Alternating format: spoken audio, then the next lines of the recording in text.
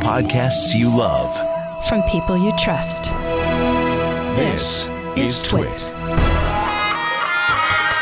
Hi, this is Leo Laporte, and this is my Tech Guy podcast. This show originally aired on the Premier Networks on Sunday, September 25th, 2022.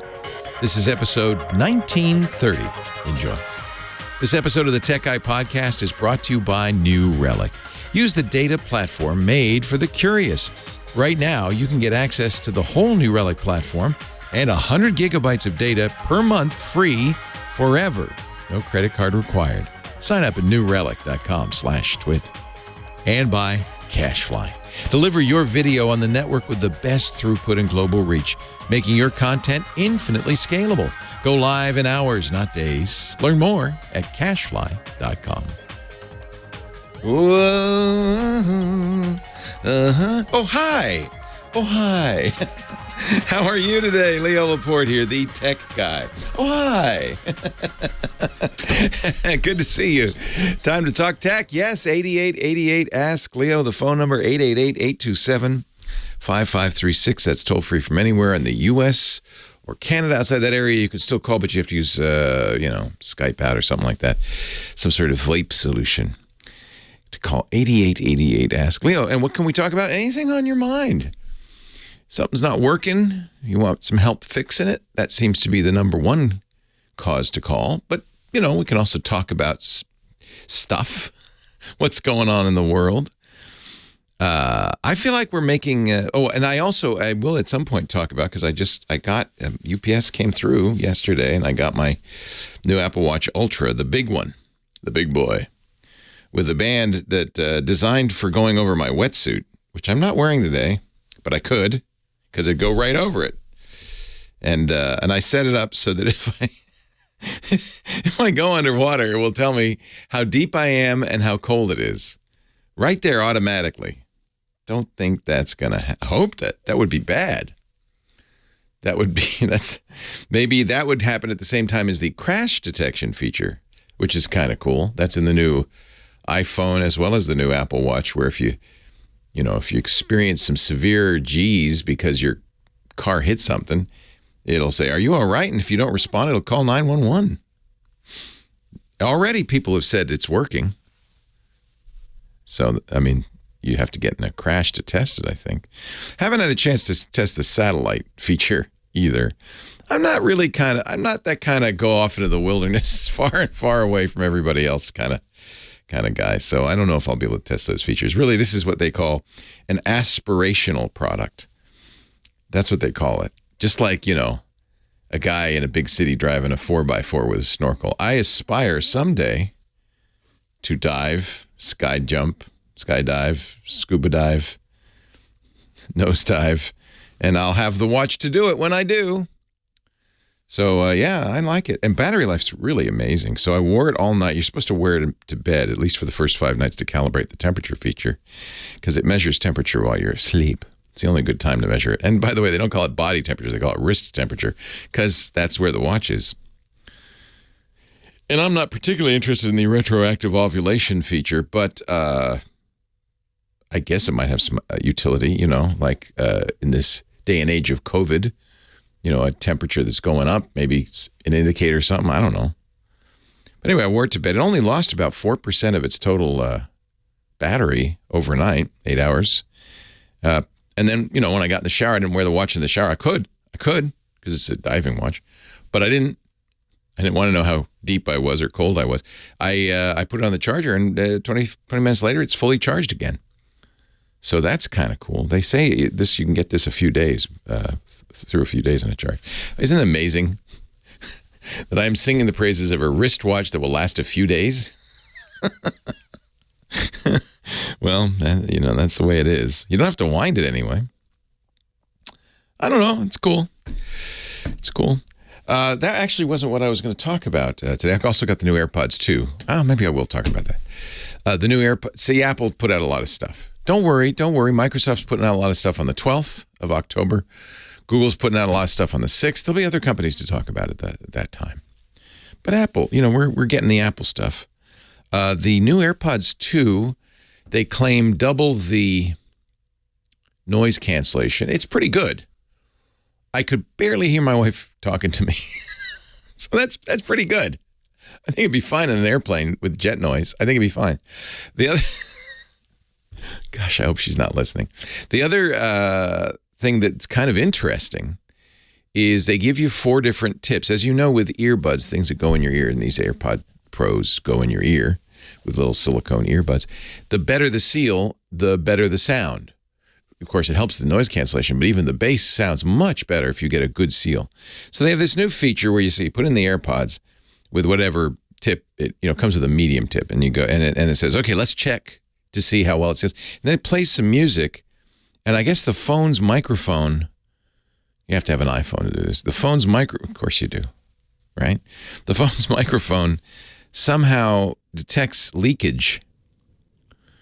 And then says, no, in fact, on the medium tip, it said, nah, that's not a good seal. Push your left ear in a little more. It knew my left ear. So I did that, and it said, no, that's not a good seal. So then I took off the medium tips, put on the large tips, because I have large ear holes. Who knew? Apple knows. I then played the music on the phone, did the thing, and it said, oh, that's a good seal. And they were right. It sounded better. They were right. They knew. I'm guessing the microphone, I guess it's playing music, apparently stereo, so the microphones on the phone can tell which is the left, which is the right, and how much leakage, and they're looking for minimizing the leakage. It's good it didn't leak, because I couldn't go any bigger. I had the biggest tips they had in there. But it worked.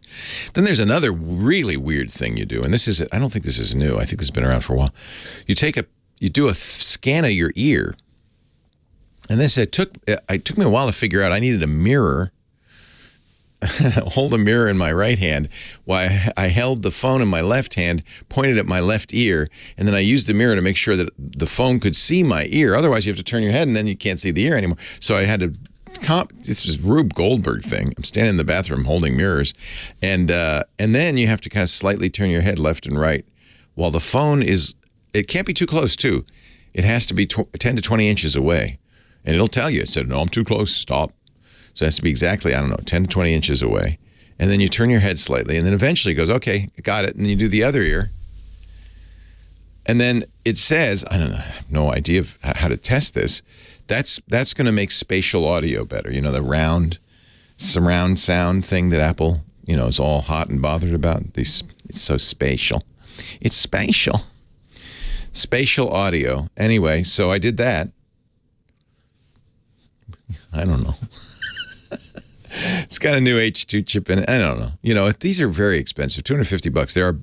There are, I believe, less expensive and probably just as good, certainly from audio fidelity point of view, just as good earbuds. I think the Samsung Galaxy Buds actually are quite good.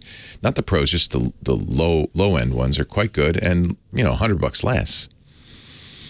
But if you're an Apple person, you want to get, I felt like I was the Apple knight riding into battle as I got ready for work today.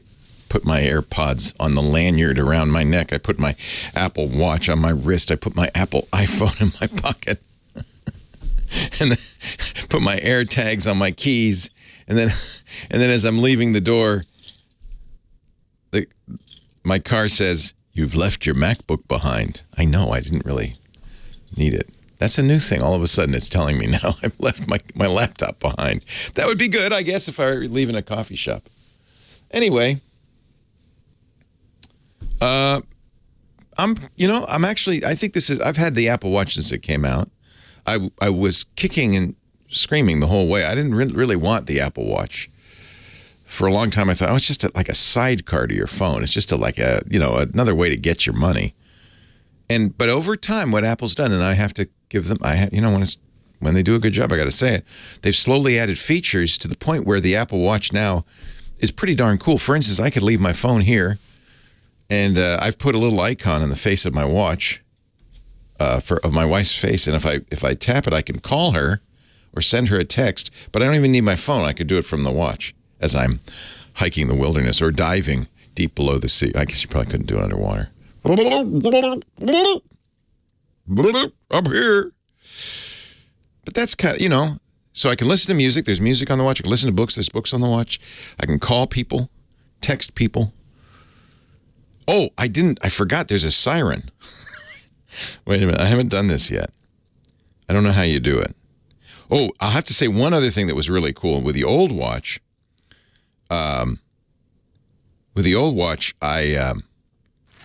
was at the rock concert on Friday night, Roger Waters concert. And my watch almost immediately said, that's 90 dB. You should have ear protection. And then it said, that's 100 dB. And I can even see a graph of the sound of the concert. It's monitoring how loud, which is great. Now, this siren, I'm going to play this. This is just a test. This is only a test. Don't worry. This is not the emergency broadcast system. I already know I'm not supposed to do that. But I've never played this siren. Should I push the button? It's supposed to be like 89 decibel. Siren, what do you think, Kim? Should I press the button? Press the button. If you're in another room, if you hear this, tell me. Okay, ready? I guess you have to. That's not loud at all. Oh, it's getting louder. Oh, wow, that's not good. Let's stop that right now. That shouldn't play that on the radio. You couldn't hear that in the other room. But the theory is, you might have heard it in the hall, but if it's not that loud. But if you stumbled and you used your watch to call for help, and the rescuers are saying, "Where are you? Where are you?" You press that, and they can somehow locate it. It's like making it sound in such a way that they can use some sort of device and they can find you. So that's, I guess, interesting. I neither plan to jump into the sea or fall down on a hike. I'm just going to stay right here and answer your calls. 8888 Ask Leo. That's the phone number. 888-827-5536, toll free. From anywhere in the U.S. or Canada. Website techguylabs.com has all the show notes, and your calls are next.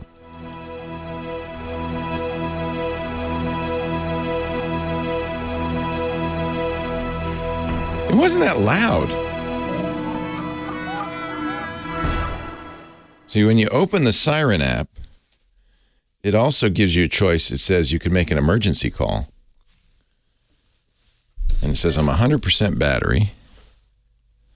Let's do it again.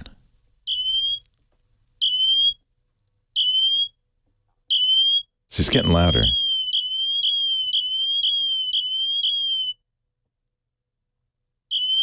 It's not that loud. It seems like it's getting louder, maybe. I think it's mostly like you fell in the woods, you're under a bunch of leaves, and they're going, "Where are you?" And then you play the siren, and they can find you. This is the special Wayfarer face, which has a lot of complications. It's very complicated. Look, those are all the complications.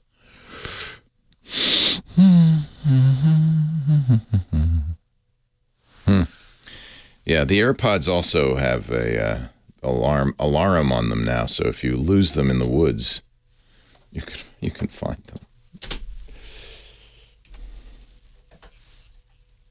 I must be. Yeah, Facer's cool. You can't do that with an Apple Watch. You just have to use the provided faces. I know, the band is cool. It took me a while to figure out how to use it. But when I did, I said, this is cool. This is cool. I like this. This is cool. Commissioner Gordon to the Applemobile. Da-da-da-da-da. Ah, see? There you go. Precision finding. Yeah, this is the Ocean Band, and then I also got another one just to look at it that I don't like quite as much. But you know what's cool is it still works with all the old bands, so I'm okay. It can good or bad. take you here. That's true. Depends who you're calling. You never know what's on the Depends who you're calling. side of that phone. Although now with caller ID, you do know who's on the other side of the phone. I do, and now I can answer it on my watch just like Dick Tracy. I know. And this thing apparently has 3 microphones. I'm not sure why. Oh, my. And it has 2 speakers, and so it's all fancy.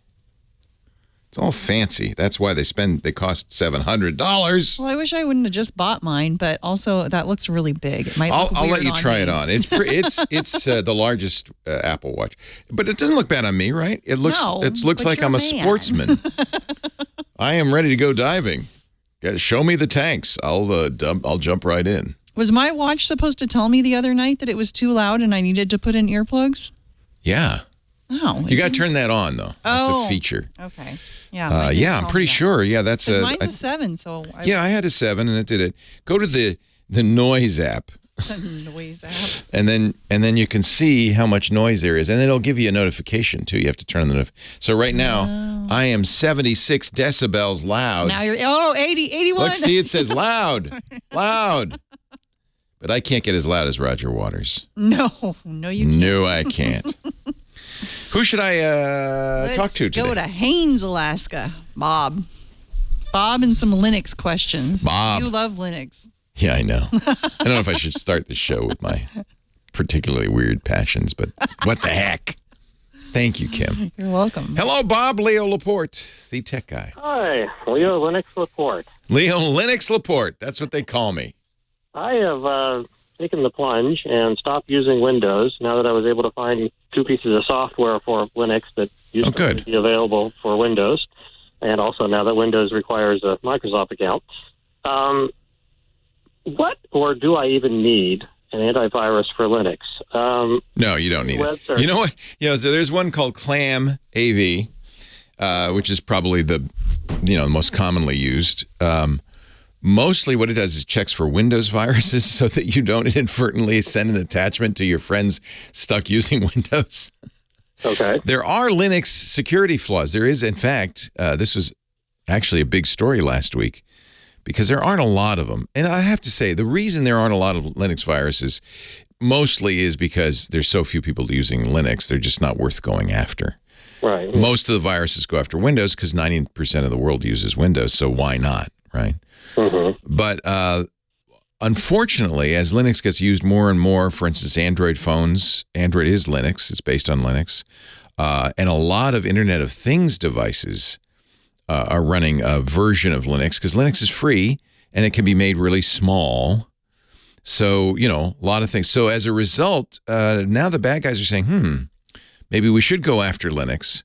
And so there is actually a pretty nasty little Linux bug going around that is really designed to, I think, infect IoT devices mostly, or servers. That's the other reason you might want to go after Linux is because most web servers run Linux, right? So, right. That might be a good reason to go after that too. So this Linux bug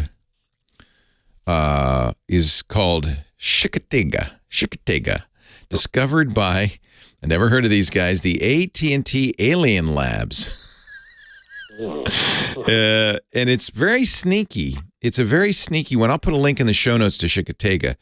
But it's probably not something you're going to run into. It could be, you could go to an infected website and get it. But I think it's probably not something you're going to run into. And it's probably also the case that an antivirus isn't going to detect it. It's very stealthy. There are Linux viruses, I guess is the point. Should you run a Linux antivirus? No. Which version of Linux are you running? I'm running Kubuntu. Okay. So I would then do just a quick Google search for hardening Kubuntu. Or probably even hardening. So hardening is the word you want. So this is what sysadmins, the gray beards, the neck beards, the guys in charge of, hardening systems, that's what they call security. They call it hardening to make it less likely to be affected. You actually can find hardening Windows and hardening Mac posts as well on the internet. And it's just a few things. For instance, Linux has a firewall. There's a few things you could turn on. Most Linux users, I don't see running antiviruses. Maybe that's because we're cocky. I don't know. I guess that's maybe why ESET used to have until August 3rd of this year. Linux, and they stopped supporting it on August 3rd of this year. And Kaspersky and Sophos and McAfee are only business, and they're several $100s. Yeah. And maybe that makes sense for business. I think, honestly, your behavior is the most important thing. Stay off of weird sites. Don't click links you don't know. Stuff like that. Yeah, it's interesting. I see that this is, these companies are going to make an antivirus if they think they can sell it. So, yeah, I see Avast, Kaspersky, McAfee, ESET. I don't necessarily recommend doing this. You get Clam AV. It's free. That is a open source, widely supported. Boy, it's expensive. Yeah, Kaspersky, which you get 10 seats, $404 a year. Yeah. So, yeah, I guess if you're a business and you run a lot of Linux computers, that kind of makes sense. Yeah.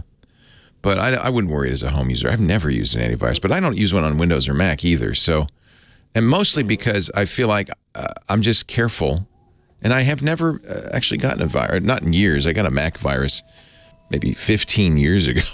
I haven't gotten one since. It's a good question, actually. Leo Laporte, the tech guy. It's an interesting question.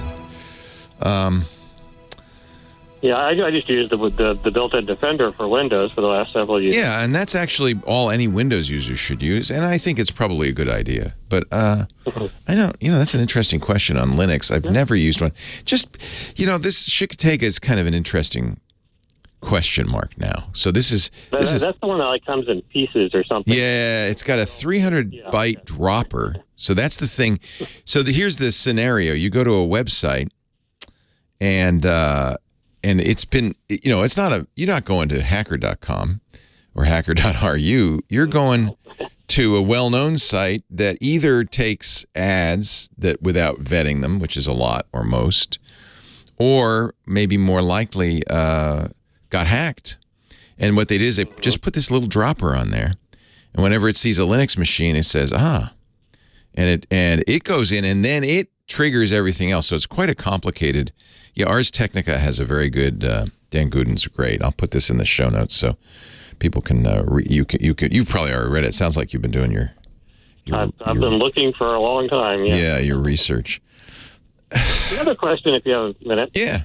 Is there any big difference between Linux distros? Because basically the only thing I see is the KDE desktop, and I prefer the KDE desktop. So there's three different things. There's the kernel, which almost all are using the same kernel. That's Linus Torvalds. That's what Linux is, really.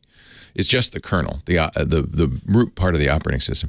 Then, on top of that, they add a layer of software. That's mostly the GNU Foundation software. In fact, that's why Richard Stallman wants you to call it GNU Linux, not Linux, because he says, well, all Linus ever did was the kernel. And then, on top of that, there's the desktop environment. So, and the main thing that distinguishes Linux distros one from the other is the installer. So you probably noticed this. Ubuntu uses apt. Right. Arch distributions use Pacman. RPM for Red Hat. So they all have different package managers. They all do pretty much the same thing. And then the other thing that differs, and this is to me the most important thing, is the people who make the distro kind of decide what packages to update and to install. And so Ubuntu is based on Debian, which is one of, there's two big, well, there's more than two. There's about four big branches in the family tree. There's SUSE, Red Hat, which is CentOS / anyway, all of that. Debian and Arch. Debian, which Ubuntu is based on, is essentially slow. Their whole goal is let's make it as stable as possible and not update too quickly. Only do security updates. So that's what Ubuntu does. I use an Arch derivative. Arch is what we call a rolling distro. Rolling distros, they try to, whenever there's an upstream patch, a patch from the originator, they try to make sure that gets into the distribution. So you have updates all the time, constantly. And some people don't like rolling distros because things can break, right? You're patching stuff and things can break. But that's why I use a distro that's based on Arch called Manjaro, where they kind of let stuff sit for a few weeks before they push it out to you. So I think it's the best of both worlds. You're going to always have the latest versions of everything, the latest security patches, but they're not going to push them out the minute they're available. They're going to wait until they've been kind of vetted. So Manjaro is my favorite. Okay, the last thing, I called you several months ago about Paramount Plus, telling me I was in Seattle instead of in Alaska. Yeah, did you figure that out? They did some kind of update, and I'm now in Alaska. Yeah, good. Where you belong. Hey, thanks, Bob. Okay. Have a good one. You too. All right. I think this would be a very good time to tell you all about our sponsor, New Relic. I am a fan, and you probably could tell as you listen to me, of developers, of engineers. I love that mindset. The mindset of I want to know how things work.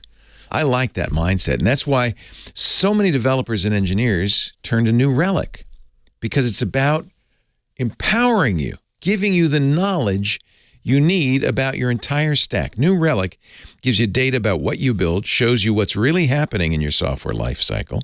It's a single space. You can see the data from your entire stack. One pane of glass, everything, 16 tools that let you know everything you need to know. In fact, New Relic will even pinpoint the issues down to the line of code. So you know not only why the problems are happening, you know how you can fix them quickly. That's why so many devs and ops teams use New Relic. 14,000. Companies like GitHub, they use New Relic. Epic Games, DoorDash, they all use it to debug and improve their software. Because when teams come together around data, it lets you triage problems, be confident in decisions, and reduces the time you'll need to implement resolutions. And you're doing it, and this is what I love and what every engineer loves, not based on some idea or thought or opinion, but on the actual data. That's why I recommend and suggest you use the data platform made for the curious. Right now you get access, and this is a great deal, to the whole New Relic stack, all the apps, and 100 gigabytes of data a month, free. I mean, really free, no credit card required, forever. Sign up at newrelic.com/twit. NEWRELIC.com/twit. Thank him so much for supporting the Tech Guy Show. You support the show, too, when you're listening by going to that address if you're interested. newrelic.com/TWIT. Thank you, New Relic.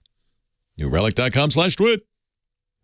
It's like Beetlejuice. We play this song and hope that he appears, but unfortunately he has not. Sam Abdul Samad, normally on this time, I forgot, he is traveling, right?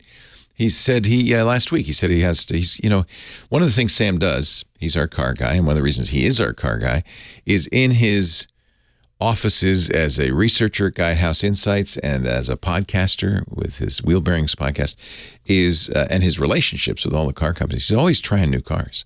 So he was flying out here, I believe, to drive a new vehicle.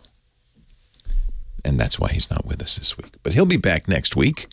But you know what? That's good news, because it means I have more time to take your calls. 8888 Ask Leo. Dan's on the line from New Jersey, the whole state. He's from the whole state of New Jersey. Hi, Dan. Hello. I represent the entire state. And we greet you. So, Leo, I have, make a long story short, I have come across a piece of property in the middle of nowhere in New York State. Nice. Not far from Colgate University. Very nice. Which is, and we, my wife and I are going to, at least at the moment, we're not sure what we're going to do with it. We might rent it out, but in the meantime, it's 4 hours from our house. You might be retiring there, though. I bet you that's what you're thinking is someday. That's a possibility. Yeah, we'll want to live up in the trees. And in the middle of nowhere. Oh, yeah. Lots of trees. I mean, I like the middle of nowhere, but this is kind of like one of the middle of nowheres where there's not that much to do. Yeah. Middle of nowhere. Yeah. Well, that's why you do it when you're retired, so you could just, sit there and look at the trees. I guess. Sit on the porch. I'll just be sipping my sarsaparilla. Sipping your sarsaparilla, feeding the birds, watching the trees. It's a good life. And sick the dogs on the That's right. That's right. car going by. Yell at the clouds. It's a good life. Shake my fist. That's So there's of course the beauty of living out in the boondocks like that is it's quiet, peaceful. The bad news is there's no internet usually. right. They do have internet. Oh wow! Can't be that bad. But we're getting that set up. I mean, I think the previous owner seemed to have it. But my thing is that because we're going to be 4 hours away, we want some kind of a security right system, and plus we might have workers come in to spruce it up a little bit. So I'd like some kind of a keypad lock so that we can. Ooh, nice. Each guy could have his own code to come, and come in and out as needed. I have a Schlage at home, and my father had a Nest, and they're great. Love those. So you have the Schlage Bluetooth lock that will open the door for you and everything. Yeah, and I can do that remotely if I have to. That's, by all. So the Schlage Smart Lock is great. Highly recommended. But also we want to get maybe some, like a camera, for the door. Yeah. As well as the, and maybe, of course, there are actually two houses. There's like a barn and a house. But the thing is that I don't know whether there's a system that maybe works together, Oh, yeah. So, I mean, it really depends on how elaborate you want to get and how much money you want to spend, et cetera, et cetera. For instance, there's a company called Ubiquity that offers a whole range of products that include doorbells, cameras. They even have key card sensors. They will work with the Schlage lock that, does the whole thing. It records locally, can be available over the internet. It's pricey. This is why the first question is how good is the internet? Because, you have to have consistent and not super high speed, but enough broadband to send a video image. So that's important. So that's one way to go. I think it's going to be cable, somehow a cable. Okay. Cable's fast. Good. So the cable company decided it was worth it. Probably because there's, Colgate students all over the area. They want to watch some TV. And teachers and things. Teachers. Like that. Yeah. So that's one way to go. One of the problems, what you're doing essentially is home automation and Internet of Things devices. And one of the problems is you can buy devices that don't work together, and there's all different base stations and stuff. I asked this question of our home automation expert, Stacey Higginbotham. She has a website, Stacey on IoT. She has an IoT podcast. She's really an expert in this. And I said, is there one system that, she said, and you're going to think I'm an Apple fanboy, but I'm not. But she said HomeKit, which is Apple's software framework. It doesn't mean you're buying it from Apple, but you want to buy HomeKit compatible devices because then they'll all work together and there'll be a label on the box or it'll say on the specs, HomeKit compatible. There's two reasons why that's a good way to go. One is Apple really emphasizes security. And so a lot of the IoT devices you buy have very sketch security. They're made in China. They don't care. They never update it, blah, blah, blah. If it's got a HomeKit label, Apple requires they keep those up to date. Plus, the base station can be an Apple TV or an iPad, which means you have nice control over the whole thing. And there are HomeKit everythings. There are HomeKit cameras. There are HomeKit doorbell cams. There are I think I'm pretty sure the Schlage Smart Lock is HomeKit enabled. It is. Because I've been using it with HomeKit, but it was my only item on the HomeKit, so it didn't really. Well, you're already halfway there, a third of the way there. So there's all sorts of stuff that works with HomeKit, and that's again I'm quoting her, but that's her recommendation. Is if you make sure everything's HomeKit, then you have some confidence that everything's going to kind of work together. And you can get HomeKit enabled plugs so that you can turn the lights off and on. You can have outdoor lights that light up. All of that stuff's possible. So that gives you a little more flexibility than saying, well, you should go buy one brand. Just get everything Nest. I mean, that's another way to go. You get everything Nest, Google's Nest. They have all of the above, and then but then it'll have to work with Thread And this is, this thing that Apple's starting to do with Google and Microsoft and others is called Matter. Again, trying to solve this problem of, things not talking to each other. Stacy's been telling me that Matter is not going to be as good as HomeKit. It's a much lower level thing. So I think since you already HomeKit, you like that Schlage. I think that's probably the thing to do. And then there are a lot of HomeKit cameras, HomeKit doorbells. Yeah, I'll look it up on the Apple site. I think they list them. They list them all. You don't have to buy them from Apple, obviously, but right. Belkin makes them. Logitech. Actually, a lot of people are saying they like the Logitech Circle. That's HomeKit capable. And then, on the Apple site, just look at all the things. Not all made by Apple. In fact, mostly not made by Apple. Logitech makes cameras. Eufy does. Belkin, Philips, Eve. Sorry? Is Nest defunct? I mean, I thought they discontinued Nest. No. It's Google Nest. Google bought them. But that's a good question.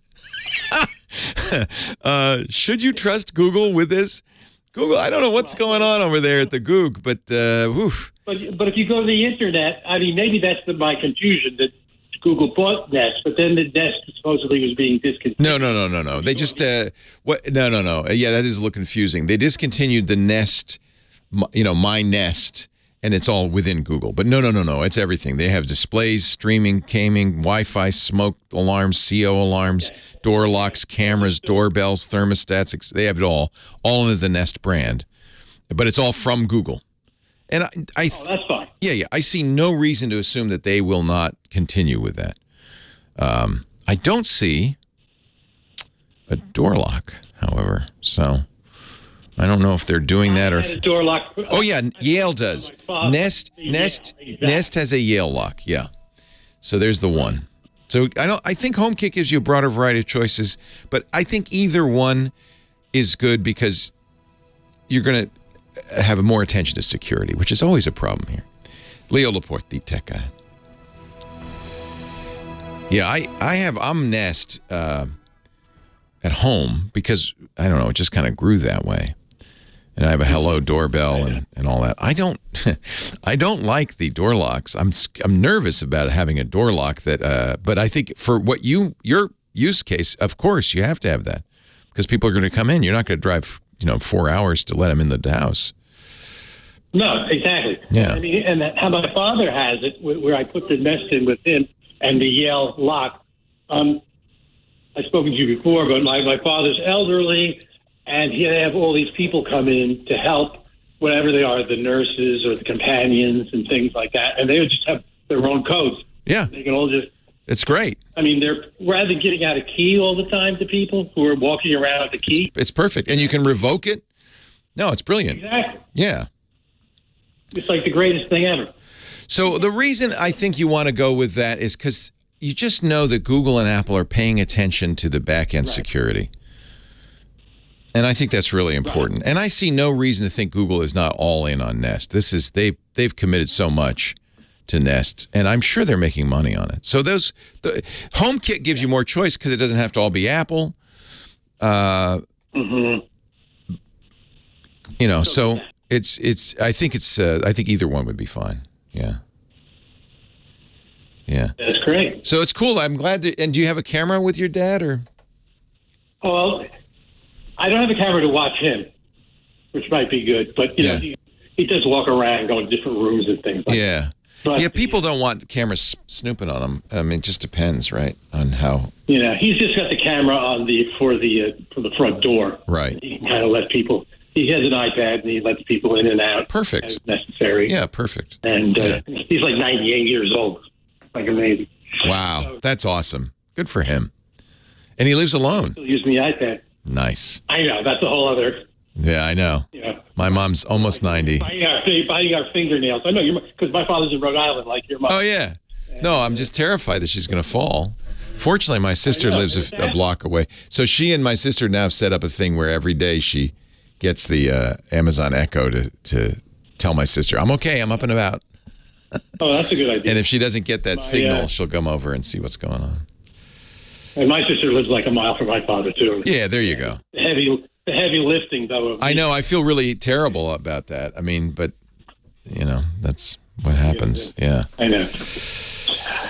Oh, it's a pleasure talking to you. Thank you, Dan. Let me know how that all works out for you. That's great. And congratulations on the new house. I think it sounds beautiful. Thanks a lot. And if Colgate's nearby, you're not really in the backwoods. You have... No. There's a little culture out there. That's it. It's like a little tiny town, just enough for a few college students. The students aren't even allowed to live off campus. They have to live on campus. Wow, interesting. So I know. It's interesting. A small school. It's interesting. Yeah. But that's for another day, a conversation for another day.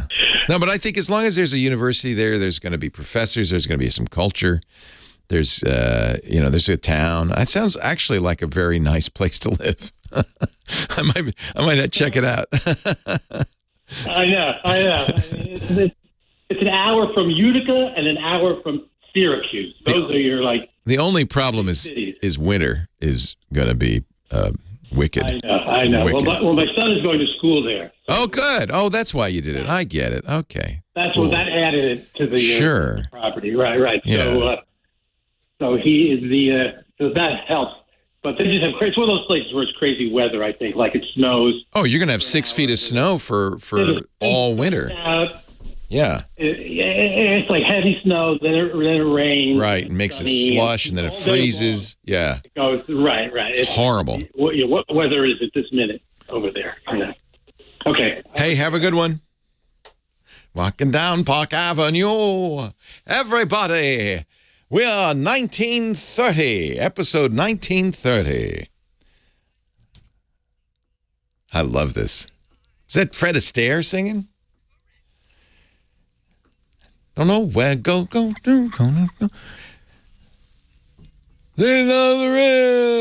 Leo Laporte, the tech guy, 8888. Ask Leo. Very funny scene in Young Frankenstein. Frankenstein sings this song. The monster sings that song. Jack is on the line. Our next call from Goldendale, Washington. Hello, Jack. Hello, Leo. And first I wanted to say kudos to Kim. She does a fantastic job of juggling all the calls and still remaining cheerful. Aw. Do you hear that, Kim? It's very cheerful. Sweet. I told him it's really not that bad, but I don't know. Women multitask, so she's good at it. She is. She's great. She's also making me lunch. I am, yeah. No, I'm kidding. Kidding. Cup of noodles. Kidding. What can I do for you, Jack? Well, before I get to my question, I wanted to touch on what you said about the Apple Watch. Yes. Just recently, right across the Columbia River from me, over there in the little town called The Dalles. Oh, yeah, I know The Dalles, yeah. One of those Apple Watches. Did you hear about that? No, what happened? Well, she got her foot caught in some rocks while she was out swimming, and she nearly was drowning. And she used her Apple Watch, called the police. The police showed up. The brand new guy, he was 2 weeks on the job. He took off his gun belt and his boots, went out there in his uniform and saved her. Wow. Because of that watch. Hallelujah. That's impressive. Yeah. No kidding. Apple, at the beginning of their event a couple weeks ago, they showed a very long advertisement that just basically featured people like that who had almost died but didn't because of the Apple Watch. The only thing that was a little weird about it is they put them in the scene where they almost died. And so there was a young woman who had gotten in a plane crash, and she's filming this in a crashed plane. It's like, I thought it must be a little traumatic for her. It's certainly dramatic. I don't know. I think Apple maybe overplays the drama of it, but it is the case. I mean, having a I feel like Dick Tracy with this thing on my wrist. It doesn't do a camera, but everything else. Having a communication like that, yeah. And I just told you, you can look it up online. Yeah, I did. I looked up the story. Apple Insider had it. Yeah. Swimmer stuck in frigid Columbia River uses Apple Watch to call for help. Yeah. Awesome. I was impressed. Anyway, my question was... By the way, that's one of the reasons I have an Apple Watch, and I got one for my mom at 89. Again, we talked about it. If she falls, the fall detection is going to be huge. It's going to be really valuable. Same for me. It also does something interesting for older people, gait detection, because apparently if your gait changes dramatically, that's a bad sign, obviously. And it will also signal that there's something going on. So I think this is a new thing. It's not new, but it's really become clear that Apple wants to be the good hands people. You know, we take care of our customers, and you're safer. The only problem is you got to make an appointment and drive 2.5 hours to get to one of their. And you have to have some money too, because this stuff is very expensive. Yeah. Anyway, my question was, we recently had our local internet provider over to my house for tea, for coffee. Come on over. Yeah. Well, he came over and changed out the router to a eero little white. Oh, that's nice. Okay. With a white light on it. Yep. And he hooked it up and said, now you're going to get 100 megabits per second. Great. Good. So he plugged in his laptop directly to the modem. He's getting 100 megabits per second. Nice. Here's what I'm wondering, because what he told me, he says, wow, look at all these devices on your wireless. There are all these Bluetooth devices. You got 9 of them. 9? Yeah. Well, you know how many I have? Yeah. 90. Well, 9's nothing. He said that's too many. And No. We did a speed test on both cell phones, on the laptop, and I get 20 megabits per second. Yeah. That's what eero does. He doesn't really know very much about what he's installing, I'm sorry to say. First of all, any modern router can handle dozens and dozens of devices. 9's nothing.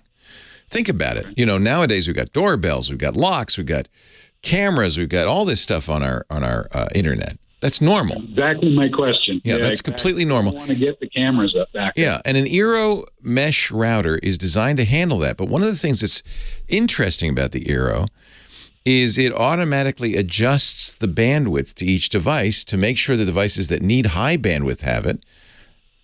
So you may, in fact, but if you're watching Netflix on that phone, it'll go up. Or you're watching on your TV, it might go down, because on a phone, 20 megabits is plenty. So that's what these mesh routers do. That's kind of interesting. It's called quality of service, and they automatically adjust it. Now, the downside of that is all of the information about all the devices on your network are being sent to the eero headquarters, because that's where it's done. It's done in software at the eero headquarters. So they have a lot of information about you. But in return for that, you get, I think, a very interesting. People are very puzzled by this, because the bandwidth that you get on an eero mesh network will vary from device to device, and it's because the eero is doing that. So don't worry. And you can. I don't know what the limit is on eero, but I guarantee you it's more than 9. Okay, so there's also a wireless extender, because our house is really long. It's 150 feet long. A very good reason to get a mesh router. Yeah. Okay, so I've got a Netgear wireless extender, which seems to work just fine, but we're still seeing somewhere, off the extender. No. You don't get rid of the Netgear. Get rid of all of that. Okay. Once you go eero, you got to go all eero. Oh, really? Yeah. Okay, so I need to get a wireless extender eero. They don't call it an extender. That's the difference. It's a mesh. So the way extenders work, like that Netgear, is they're duplex. So they talk to the base, and then they send it off to the other device, and they back and forth. So it's half. It is immediately cutting the speed of the base station in half, because it's only So that extender's out. Mesh has a separate back channel, doesn't impact the total speed. So mesh is much faster, and mesh is designed for exactly your house.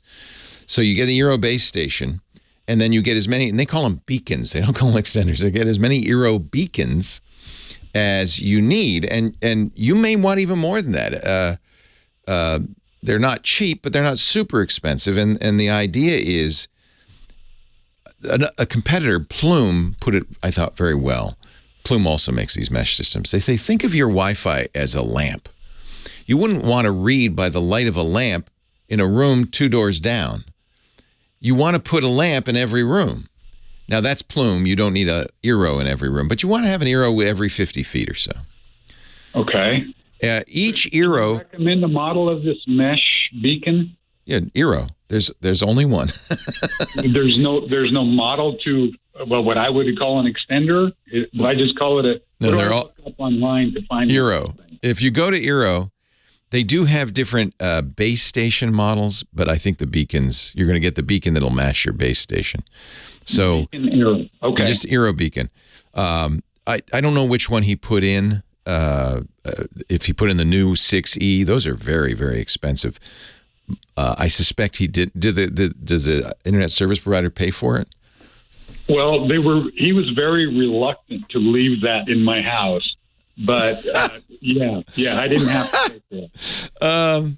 So eero is one of a number of companies. Netgear has their product called Orbi, which is also mesh. TP-Link has mesh. Velop is from Cisco. There's a bunch of these mesh routers. They're all essentially the same idea. They're better than extenders. The idea is you cover your house with internet, and all of them do roughly the same thing the eero does, which is shape your bandwidth according to your needs, and it gets better over time. So, yeah, you want eero beacons. You throw out any other extenders. And by the way, I should just mention each eero device handles 128 connected devices. So I think you're okay. That's exactly what I needed to know. Thanks for the call. Thank you again, Kim. You do a fabulous job. Leo Laporte and Kim, your tech guy.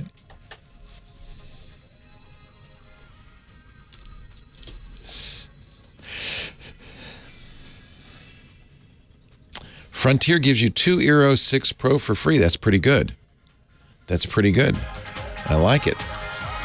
Well, hey. How are you today? Leo Laporte here, the tech guy.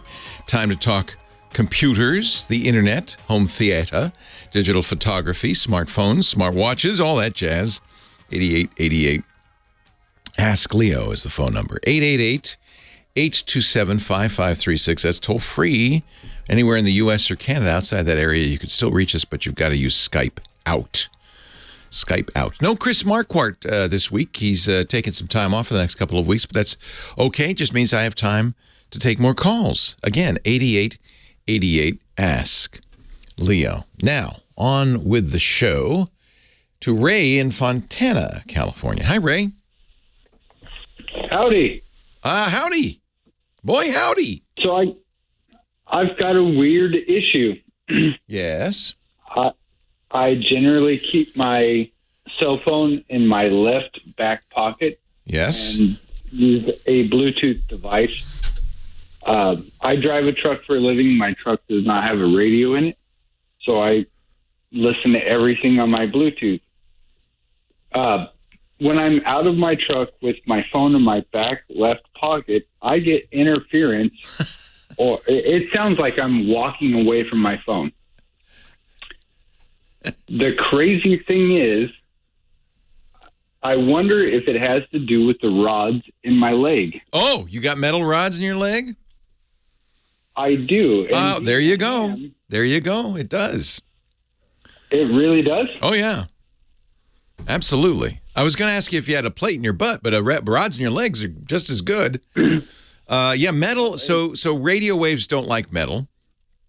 In fact, you ever want to keep somebody from using their cell phone, you just put them in a cage of metal mesh. Actually, metal window screens do just as well. It just does not go through those. So metal rods could absolutely interfere with the Bluetooth. Absolutely. Well, that almost seems too simple. Also, I'm not sure I'd want to sit on my phone every day. You get sciatica that way. Maybe keep it in a different pocket. Well, no, I don't sit on it. I keep it in the console in the tractor, but I can walk 60 feet to the end of my trailer. Sure. And my Bluetooth has no interference. But if I need to walk all the way to the back of the trailer, where I got to keep the phone in my pocket, or walk away from the tractor, I get interference, and it's 2.5 feet from my head. Yeah. You of course should understand that Bluetooth does have a limited range. It's about 30 feet. So you're actually getting very good Bluetooth reception, as you walk away. But you're right. Yeah, it could very well be. Also, humans are big bags of water. We're mostly water. That's not good for radio either. So, in fact, you'd probably be better off, if your phone's in your pocket and you're going that way, away from you, there's nothing blocking it. But if it's coming through, you might even try it as an experiment, turning around and having your phone go through you to the tractor. And I bet you that would also impact it. It will work through the other side of the tractor, and a couple experiments I've done, but one of which was going from the left rear pocket to the right rear pocket. Yeah. In the right rear pocket, no interference. The right rear pocket, no interference. But in the left rear pocket, and I don't know that it's a problem that could be solved. I was just curious if that was a legitimate theory, having the hardware. The hardware comes all the way up to my hip, so it's almost right there. I'm a pretty skinny guy. And being a ham, I know metal rods. Yes, obviously. You know that. Are they titanium? The rods are titanium. The screws are stainless steel. Yeah. So you're a ham. You understand it doesn't necessarily block it, but it interferes with the pattern. Yeah, that seems to be what it is. Is when it's in that pocket, it almost sounds like I'm walking away from my phone while wearing a Bluetooth. Isn't that interesting? Isn't that interesting? You know, you could try an experiment moving it around. Yeah, RF. Okay, so you're a ham. You understand this. RF radio frequency is voodoo. It is. I mean, I'm sure it's rational in some way, but it feels like it's like the weather. It's a little chaotic, and how it behaves is a little chaotic, and so very hard to figure out. Well, at the least, it was kind of reassuring to have somebody else say. Yeah, I think it's your rods. I think it's your rods. So, yeah, wow. Just try putting it in other pockets. That's fascinating. I never even thought about that. I have to say, Bluetooth, one of the things that's good to know is that the Bluetooth folks are trying to make it better and better all the time. And so there are there's Bluetooth 5.2, there's Bluetooth 5.3. There's a lot of work being done. And a newer phone and a newer receiver might give you better results as Bluetooth improves. Yeah, unfortunately, I think I'm kind of stuck with that. Yeah. But if I could ask you one more is it a John Deere tractor? Don't mess with it. No, I'm not messing with my tractor. No, I drive a Mack truck. Oh, okay, cool. Cool. Highway tractor. Oh, that kind of tractor trailer kind of thing. I get it. Yes, sir. I do have a cell phone question, though, if I could throw it at you. Yeah, sure. So on my old cell phone, if it got kind of crowded, I could shut it down, and then when I fired it back up, there was no apps in the, I guess, recent apps button. I'm not a big tech guy. Yeah. With my current cell phone, every app seems to try to remember where it was. And if it was misbehaving, it goes right back to misbehaving. So you're an Android device, yeah? Yes, sir. Yeah. But it's the same on iPhones as well. So there's a recents button on Android. On the iPhone, you slide up a little bit, and you get pictures of all the things you've run in the past. So the first few of those might actually be running programs. It depends how aggressive Android is being about killing them. But anything past the first few, those are pictures of what once was. But those have long ago been closed in the background. So if you have a misbehaving app and you go to recents and you see it, slide it up. Get rid of it. That forces it to be closed, and then it will launch again clean. But I should also point out, because I see people do this all the time, where they go through all their recents and they get rid of all of them. They kill them all. I think, as I remember, Android has you have to look. Android has a clear all you can use. But you don't need to. It's not saving any memory or anything like that. So, but it is important to force kill an app that if it's not behaving properly, you don't want to launch that existing version of the app. You want to force kill it. So I'm going to go here to my Samsung where I've got the recents.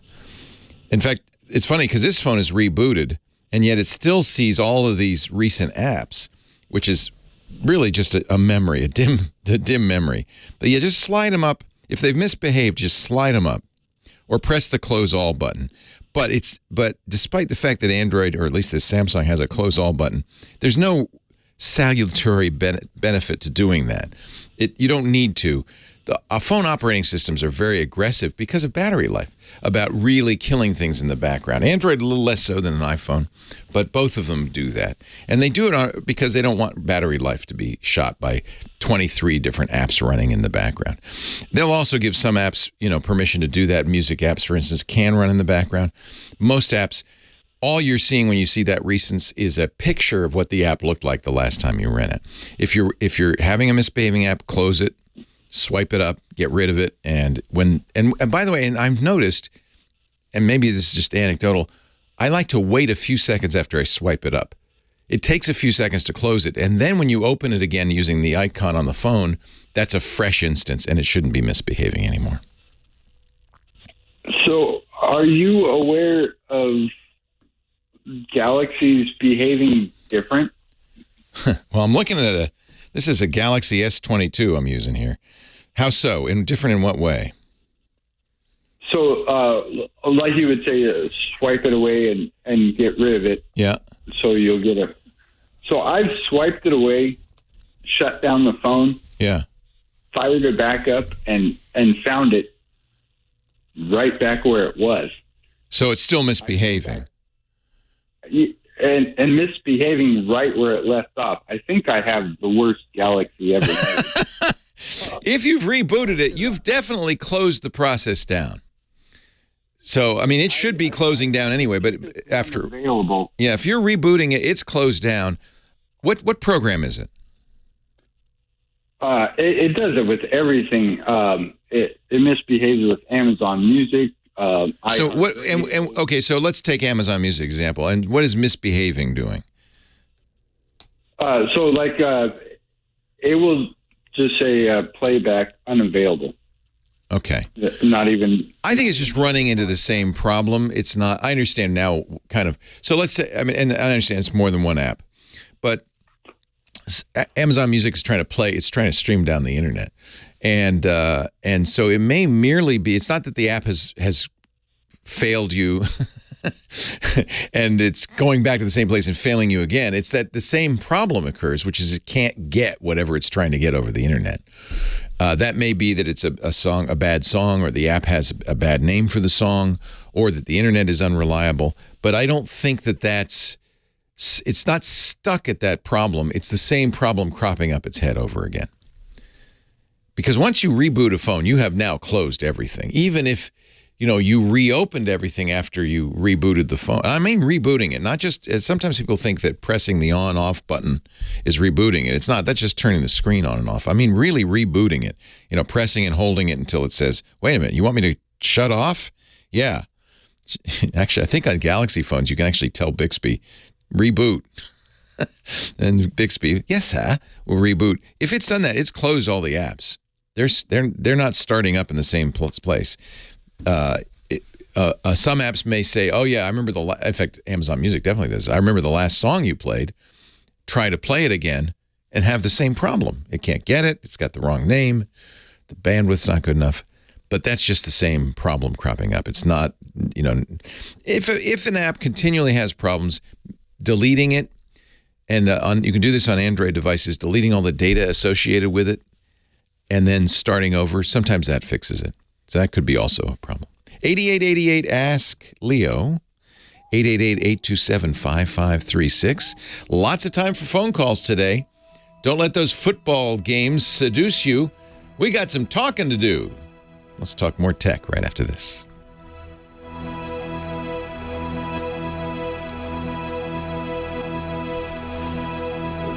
So read the article that you sent me, Scooter X. Class 1 Bluetooth radios are for industrial applications, not used for consumer products. So you're not going to get 300 feet from any consumer product. You're going to get 30 feet. Bluetooth is intentional short range. That's by design. The Tech Guy Podcast brought to you this week and every week. Frankly, all of our shows every week, every day, by CacheFly. I mean, really, literally brought to you by CacheFly. How do we know CacheFly is amazing? Because we've been using them for over a decade. CacheFly saved my bacon. They made it possible for us to stream to you at high speed, high quality from anywhere in the world. That's because they have 50 points of presence all over the globe. So when you download one of our shows, you're downloading it from a point of presence near you. That means faster downloads. And if a server goes down, don't worry, you can get it from another one. So that means 100% availability. In fact, that's exactly what CacheFly has given us for the last 12 months. 100%. 100% availability. They're 10 times faster than traditional methods and 30% faster than other major CDNs with a 98% cache hit ratio. And yes, 100% availability in the last 12 months. But that's not all CacheFly does. They're a CDN, but they also do video. Their ultra-low latency video streaming is amazing. Sub 1 second latency. We're not talking that unreliable WebRTC. This is WebSocket live video. Scales to millions of users, and you can go live in hours, not days. Boom, bada boom, bada bing. I think it's just a great idea, but it's not the only idea. There are many things CacheFly is bringing to us. For instance, their storage optimization system takes a load off your Origin servers, reduces your S3 bills, reduces bandwidth, increases your cache hit ratio to 100% because they're storing your content. So you never have a cache miss, right? I love it. Plus, you ain't got time to manage your CDN. Let them do it with CacheFly's fully managed CDN solutions.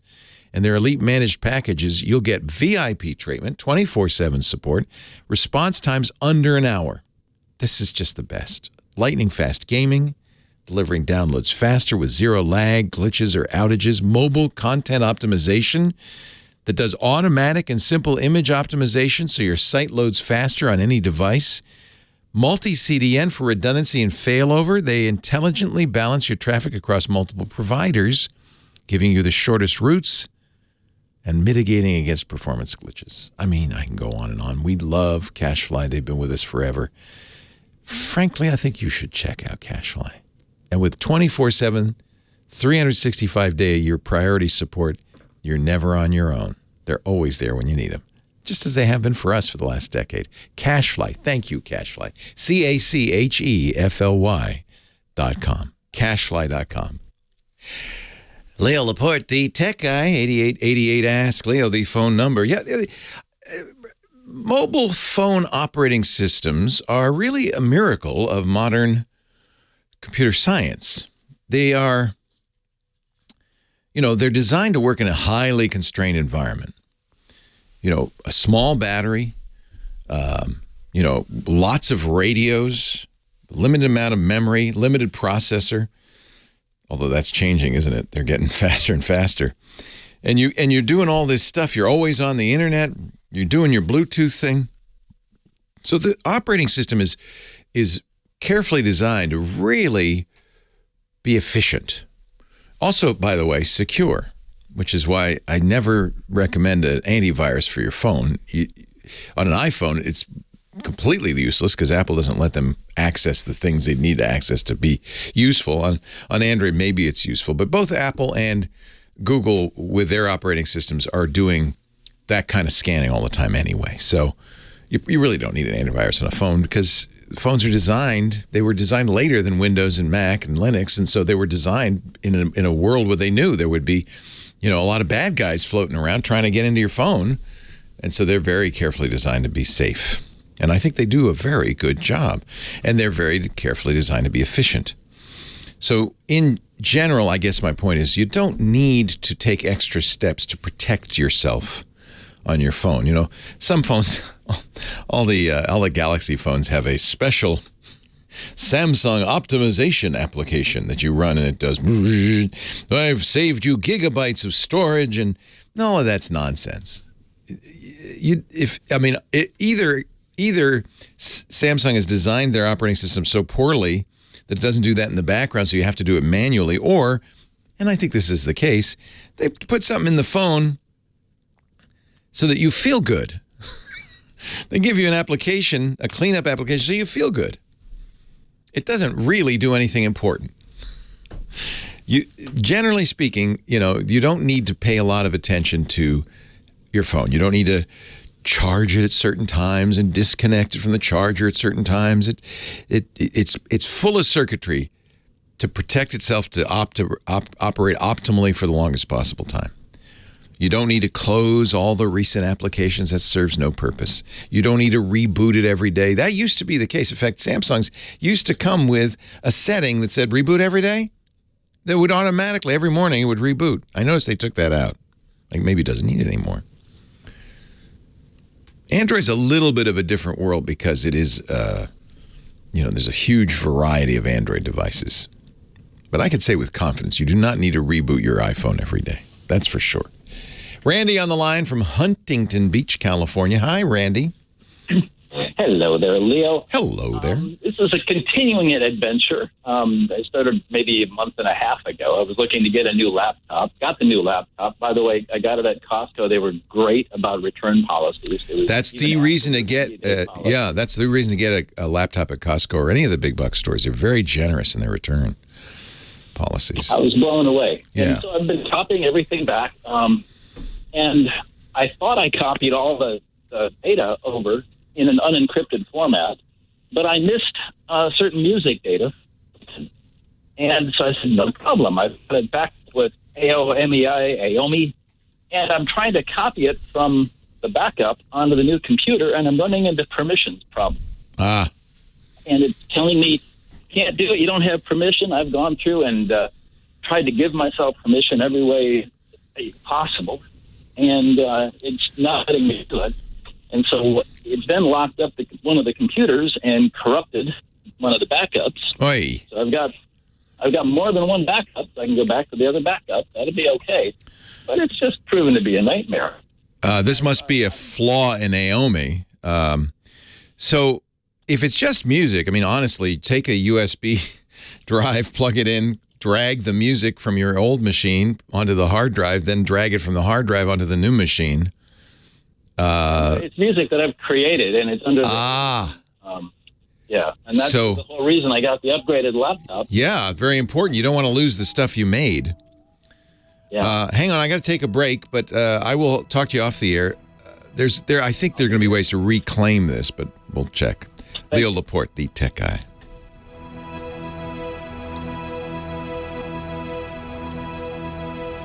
So, a couple of questions.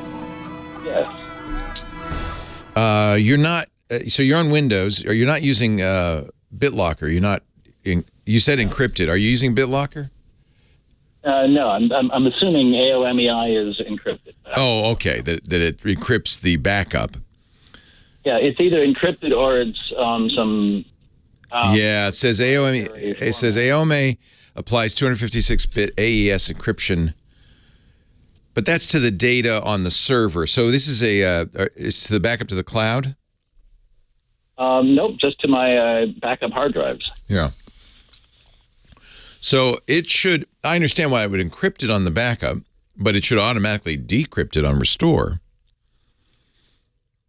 And it's not doing that? I would think so. Well, what's happened is I was able to copy it to the new hard drive. I was able to. Aomi has also changed one of their policies. Everything used to be free, and now if you want to copy and explore portions of your hard drive, they want you to pay $50.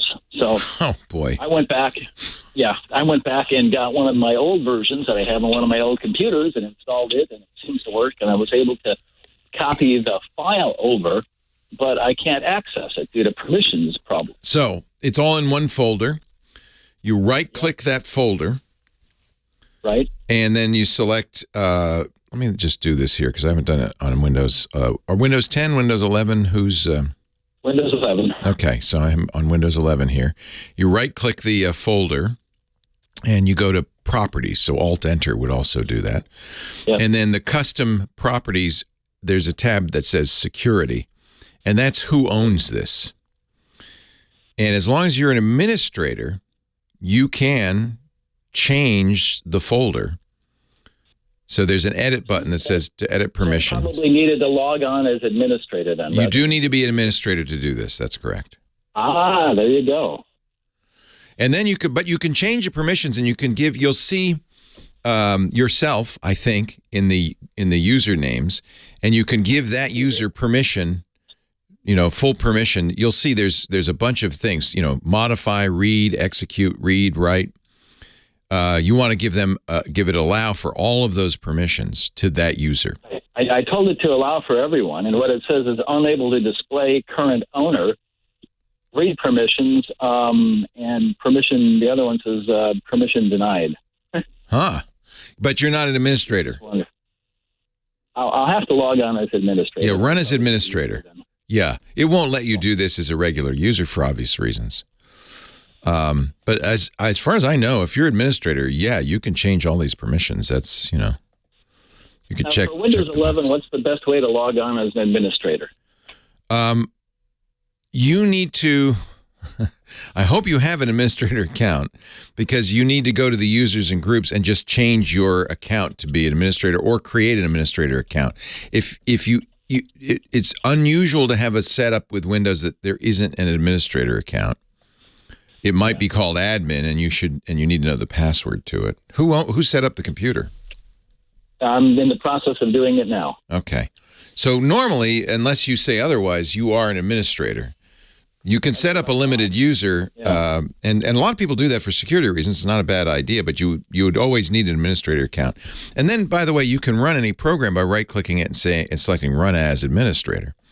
So you could, technically, you can run the File Explorer as an administrator without logging in as an administrator. That's what you're using. But I feel like you probably just want to be an administrator. Windows... Cool. Because of UAC, you can run as an administrator always on Windows. Nice. Okay. Well, you may have solved my problem. I hope so. Don't want you to lose your music, man. Yeah, that's the whole reason I bought all the upgrades. Yeah. Right. If I had more time, I'd ask you about it. But I'm afraid the music is... Crosby, Stills, and Nash are saying, you need to do a show. Leo Laporte, the tech guy. 8888 Ask Leo. That's the phone number. So people have used Windows for a long time. There's a little bit of a cognitive break because like Windows 3, 3.1.1, even Windows 95 and 98 weren't really designed as multi-user systems. You owned the system, your system. You can change anything, do anything you want.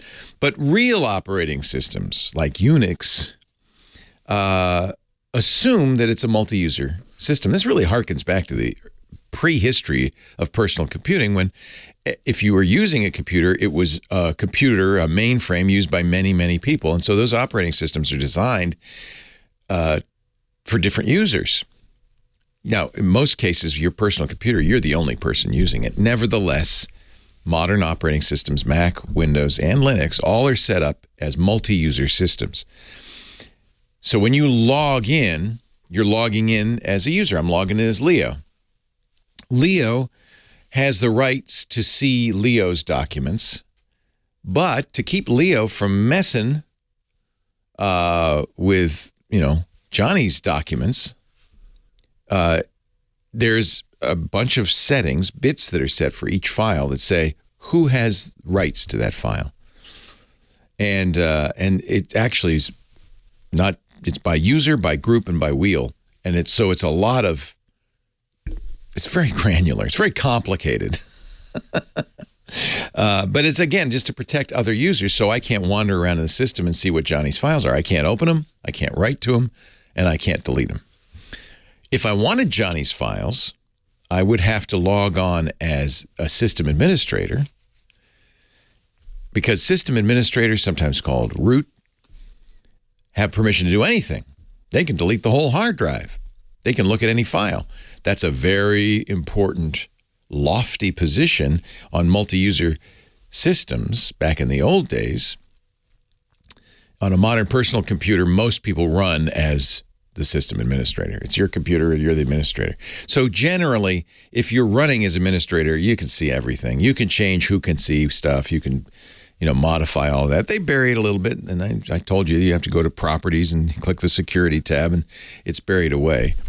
on Windows. Mac and Unix and Linux are a little bit different. It's a little easier to change these things.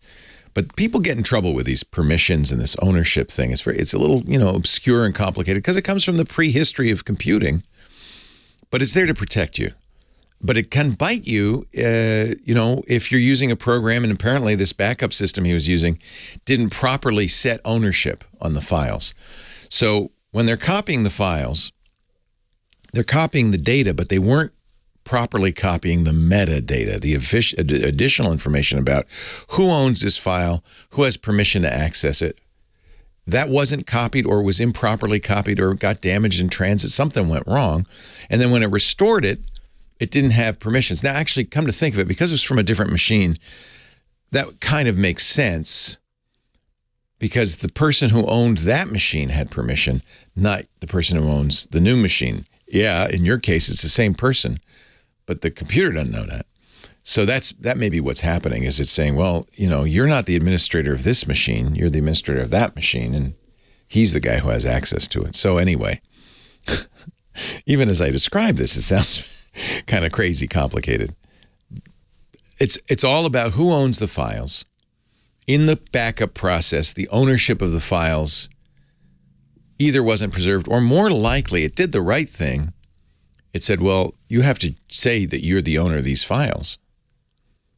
And so the way you do that in Windows is look at the properties and you say, no, these are my files. I own these files. I can read and write and delete.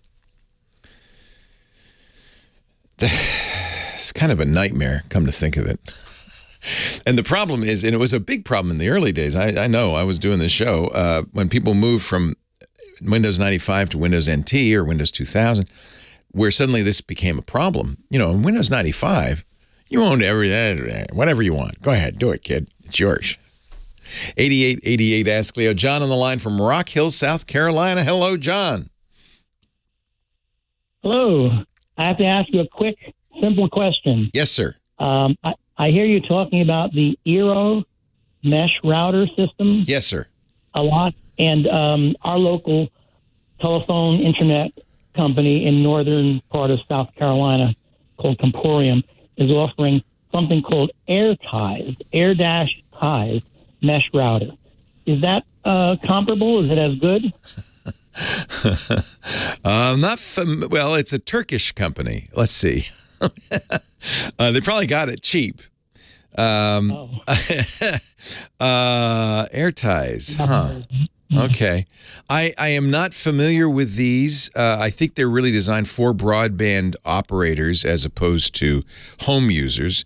So I see they're used all over the world. It is designed to be a mesh system. I've never used it because it's not a consumer system. It's designed to be exactly used as they're using it, which is, they buy a license and they can distribute it as a ISP.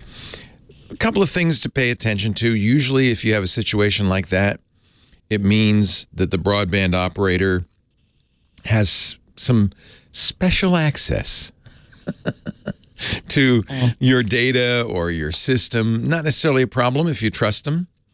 Do they require that you use this AirTies?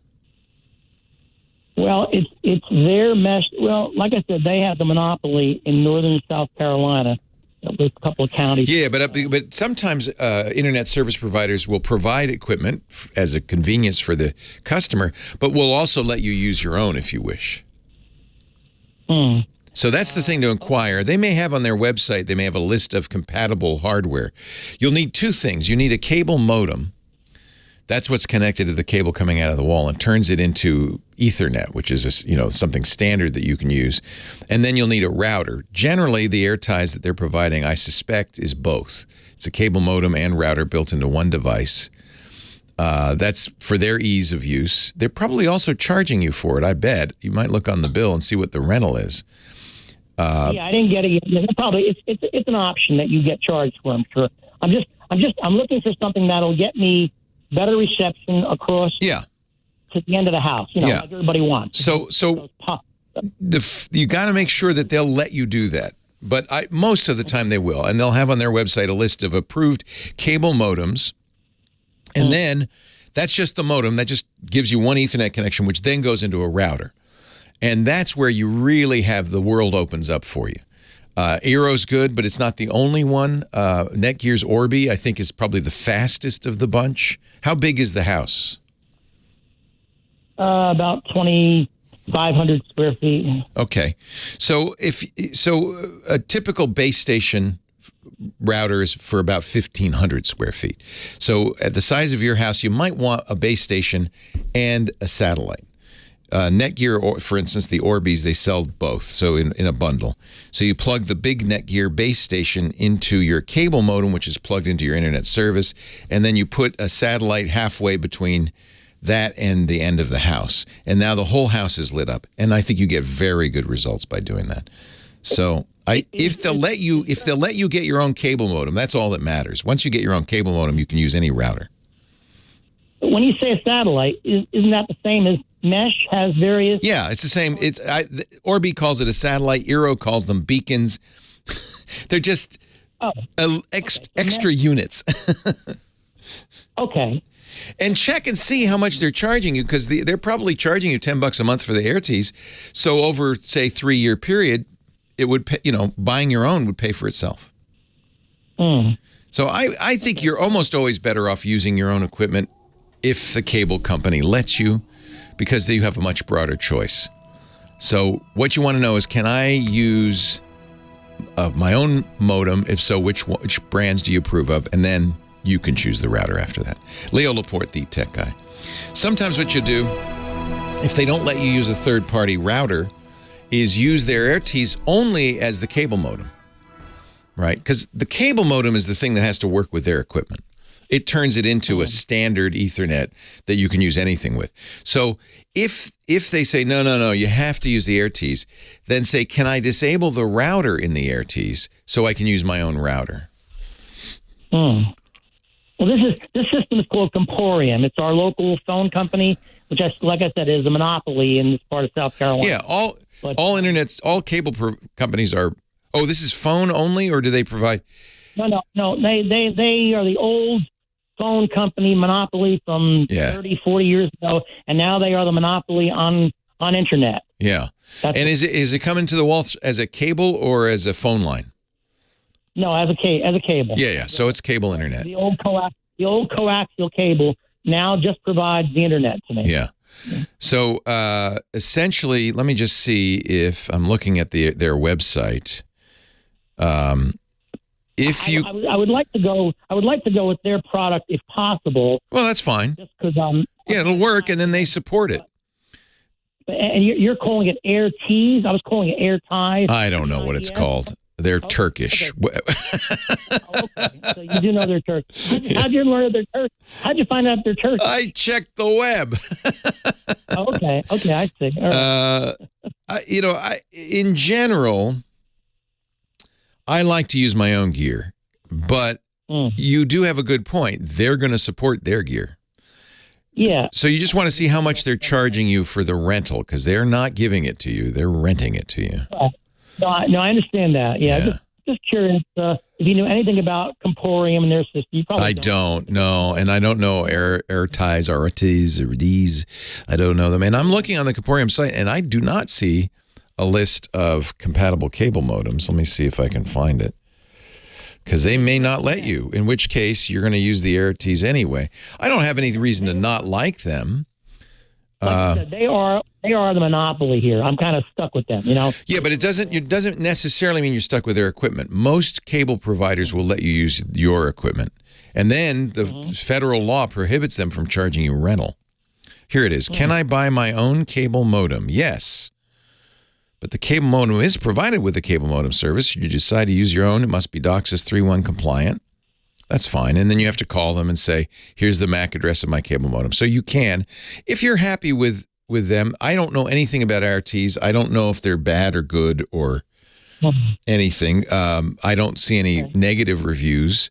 The negative is it could be older equipment that they've been reusing. It could be, and you're paying a rental fee for it. It may not be as good as a third-party router that you could use. But if it's easier for you, I don't want to cause more problems. What I'm saying is you don't have to use it. But if it's easier for you and you're going to get better support and it's working fine, then I'd say fine. Go ahead. Right now, I have one box. It's working fine. I have the Ultra, the higher band, not the. I have over 150 megabits. Yeah, you're happy. Yeah. Yeah. Well, I'm just having trouble getting it to the other parts of the house. Well, that's what you should ask them then. Is if there is a way that they know of, they may offer AirT's extenders. Yeah, well, isn't the extender the same as mesh? No, but the AirTs are mesh, I believe. So they are. So say I want to. So if it's mesh, the whole point of mesh is to have multiple units. Right. They're extended, same as extenders, right? No, technically no, but yes. But the result is the same. The result's the same. It's actually better. So if they offer an extender, get it. It will be from AirTs, and it will be mesh. And that's a good thing. Leo Laporte, the tech guy, 8888 Ask Leo. I was just looking up Comporium, and like most internet service providers, especially cable internet service providers, they will let you bring your own gear. So the Congress just passed a law last year that said cable companies cannot charge you rental on gear you're not using. But you got to check your bill because a lot of cable companies still do. And they may charge as much as $10 a month for the use of their equipment. And if you replace it with your equipment, which in general is going to be more modern and higher quality, they should stop charging you rental for their equipment because you're not using it anymore. Bring it back and give it back to them, of course. So make sure they're not charging you for that. Now, I have to say, John raised a good point, which is, well, I don't know if I want to support my own gear, and that's the downside. You may save money over time because you're not paying rental. You may have more modern gear or features that you want. You need a cable modem and a router. That can end up costing hundreds and hundreds of dollars. So you may not save money, and they may not support it. So if all you care about is, I want to make this as painless as possible, use their gear. Because then you can, if something goes wrong, you can call them and they'll fix it. And you don't mind the rental fee. And if you look at how much the rental fee is and compare it to how much it would cost to buy new gear, and it doesn't cost a prohibitive amount of money, then I'd say, go the easy way. I'm not that guy. Of course not. You're looking at me, No, he's the guy who said to Comcast, I'll do my own thing. Thank you very much. So I have my own cable modem, which I like a lot. It's a Netgear CMS 1000, I think. DOCSIS 3.1, which is the protocol, and you want to make sure you get DOCSIS 3.1. In fact, Comporium even says that. And then I have that hooked up to a very fancy, elaborate routing system from Ubiquiti. I like to do my own thing. Did it cost me more? Absolutely. Am I responsible for keeping it working? Absolutely. If the cable guy comes and looks at it and says, am I going to live with that? Absolutely. But you may not be that guy. In fact, probably you shouldn't be that guy. I shouldn't recommend it. James on the line from Apple Valley, California. Hi, James. Hello. Hello. Hi. Yes. It's a pleasure to talk to you. Thanks for calling. Years, as many have. Nice. Yeah, thank you. I appreciate it. KM6JNZ, by the way. Ah, nice. W6TWT 73. Yeah, I like that vanity. I know. That was a good one. And I think Gordo, of course, we did a ham show for many years with Bob Pyle. And I think it was Gordo, his partner, who got me the vanity handle. He has friends at the FCC. The Gordon West Radio School at GordonWestRadioschool.com. I'll give him a plug. Is a great way to learn the stuff you need to get your ham license. That's how I learned. And he's a great guy. I really like him. So plug for Gordo. I taught amateur radio back in the 60s and 70s at high school. Oh, nice. And I'd listened to 10 meters, 2 meters, all around the world, and then finally got my license during COVID when I had a lot of downtime. Perfect. I'm a terrible ham. we're talking amateur radio, obviously. I'm a terrible ham because I realize I talk on the radio all day. The last thing I want to do is get home and go back on the radio. Although Art Bell did it for years. He would do his show, and then he would go out to his ham shack and stay up all night.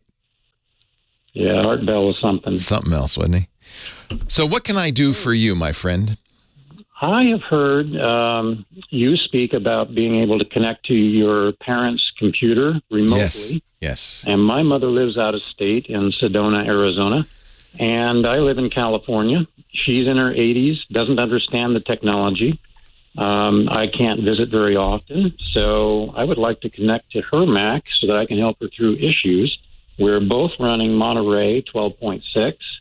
And I understood with the Monterey operating system, they made it easier. Yes. However, I can get my Macs to talk to one another because I'm inside the same network. The problem I'm having, it seems that is because I'm outside of their network. Can you lead me down the right path here? So probably she has security software. The Mac has a built-in firewall that's preventing it. So you might have to go to Sedona. In fact, I'm almost certain you're going to have to go to Sedona and set this all up. She has to go into sharing on her system preferences and turn on remote management. And then at that point, she will be offered a chance to say what you can do. Can you modify files? Can you look at things, et cetera? She'll also get to say who gets to do it. And I would suggest you don't say anybody, but you be very specific. Oh, no. And I think it does it, James, by your login, not your IP address. So you say, no, it has to be james@applevalley.com. Okay. Yeah, so you're going to add that user. And that's for security. You don't want just anybody logging in. Right? All right. Yeah, that'd be the option for everyone, and that would be bad. That would be bad. And then make sure her firewall allows it as well. Normally on the Apple system preferences, when you turn on a feature like that, it opens up a port in the firewall. But just in case, make sure that the firewall also allows remote sharing. And is that firewall part of the Macintosh computer operating system? It's or is that a network? No. It's in the Mac. It's under the security tab. Now, it is possible that her ISP might be blocking those ports. And I don't think that's typical. I'm not sure. Let me see what Apple remote sharing uses. I'm not sure what ports it uses. So 5900 UDP, 3283 TCP, and then it uses 22, which is SSH for control. And so there are some ports you'd have to open. This is available in an Apple support document. I doubt very much that the ISP blocks those. If they do, you might be out of luck. But of course, you could call and ask. It is possible, though, that her router is blocking those ports. In fact, a properly configured router should block those ports, right? You don't want people to kind of willy-nilly be whizzing in. So you may have to port forward. This is why you're going to Sedona. Is she in a group housing, or is she live alone? No, she's in a resident, regular home, along with my stepdad. Good. And, okay, so she manages their ISP. So stepdad, get him on board. It wouldn't be the ISP; it would be their router. You just have to port forward, which is a setting in the router. It says when people come in over port 22, I want you to go to this computer, and it will forward it to that computer. That's for safety. You don't want it to go on any other computer. And then that computer knows what to do when it says, oh, there's somebody making an SSH request. Who is it? You need to log in. Do you have permissions? Oh, you do? Good. Come on in. So all of this is about security. Apple has a fairly extensive, guidelines for use with remote desktop, et cetera, et cetera. So just in a nutshell, so that you can remember this, what you'll have to do is configure her computer for remote desktop, allow it and all that, and give your login and everything. Make sure her router passes those ports through to that computer. And then you're golden. And that's the difference between if you're doing it on the LAN, like you bring your laptop down there and you're sitting on the network next to your mom's computer, it doesn't have to go through the router. The router doesn't have to allow it. But if you're out at home, if you're back in Apple Valley, you're going over the public internet. Now you've got traffic coming in through the public internet to the router. The router, quite rightly, is going to say, no, I don't know who you are, and block it. So you want to tell the router, no, it's okay. In this case, pass it on to mom's computer. Okay. And I've heard you talk about the firmware updates and things for your ISP router and network. Yes. How is that accessible? Is that through the website of the ISP typically? Well, that's a good question. It depends on the router. A lot of these routers have in the settings update firmware, and you can check and see if the firmware is up to date. I would do that first. But yeah, the ISP should be able to also push it if they've configured it properly. So it's worth a call to the ISP as well. Leo Laporte, the tech guy. More calls. Another hour to come. Stay right here. Well, hey, how are you today? Leo Laporte here, the tech guy. Time to talk computers, the internet, home theater, digital photography, smartphones, smart watches, all that jazz. 8888 Ask Leo is the phone number.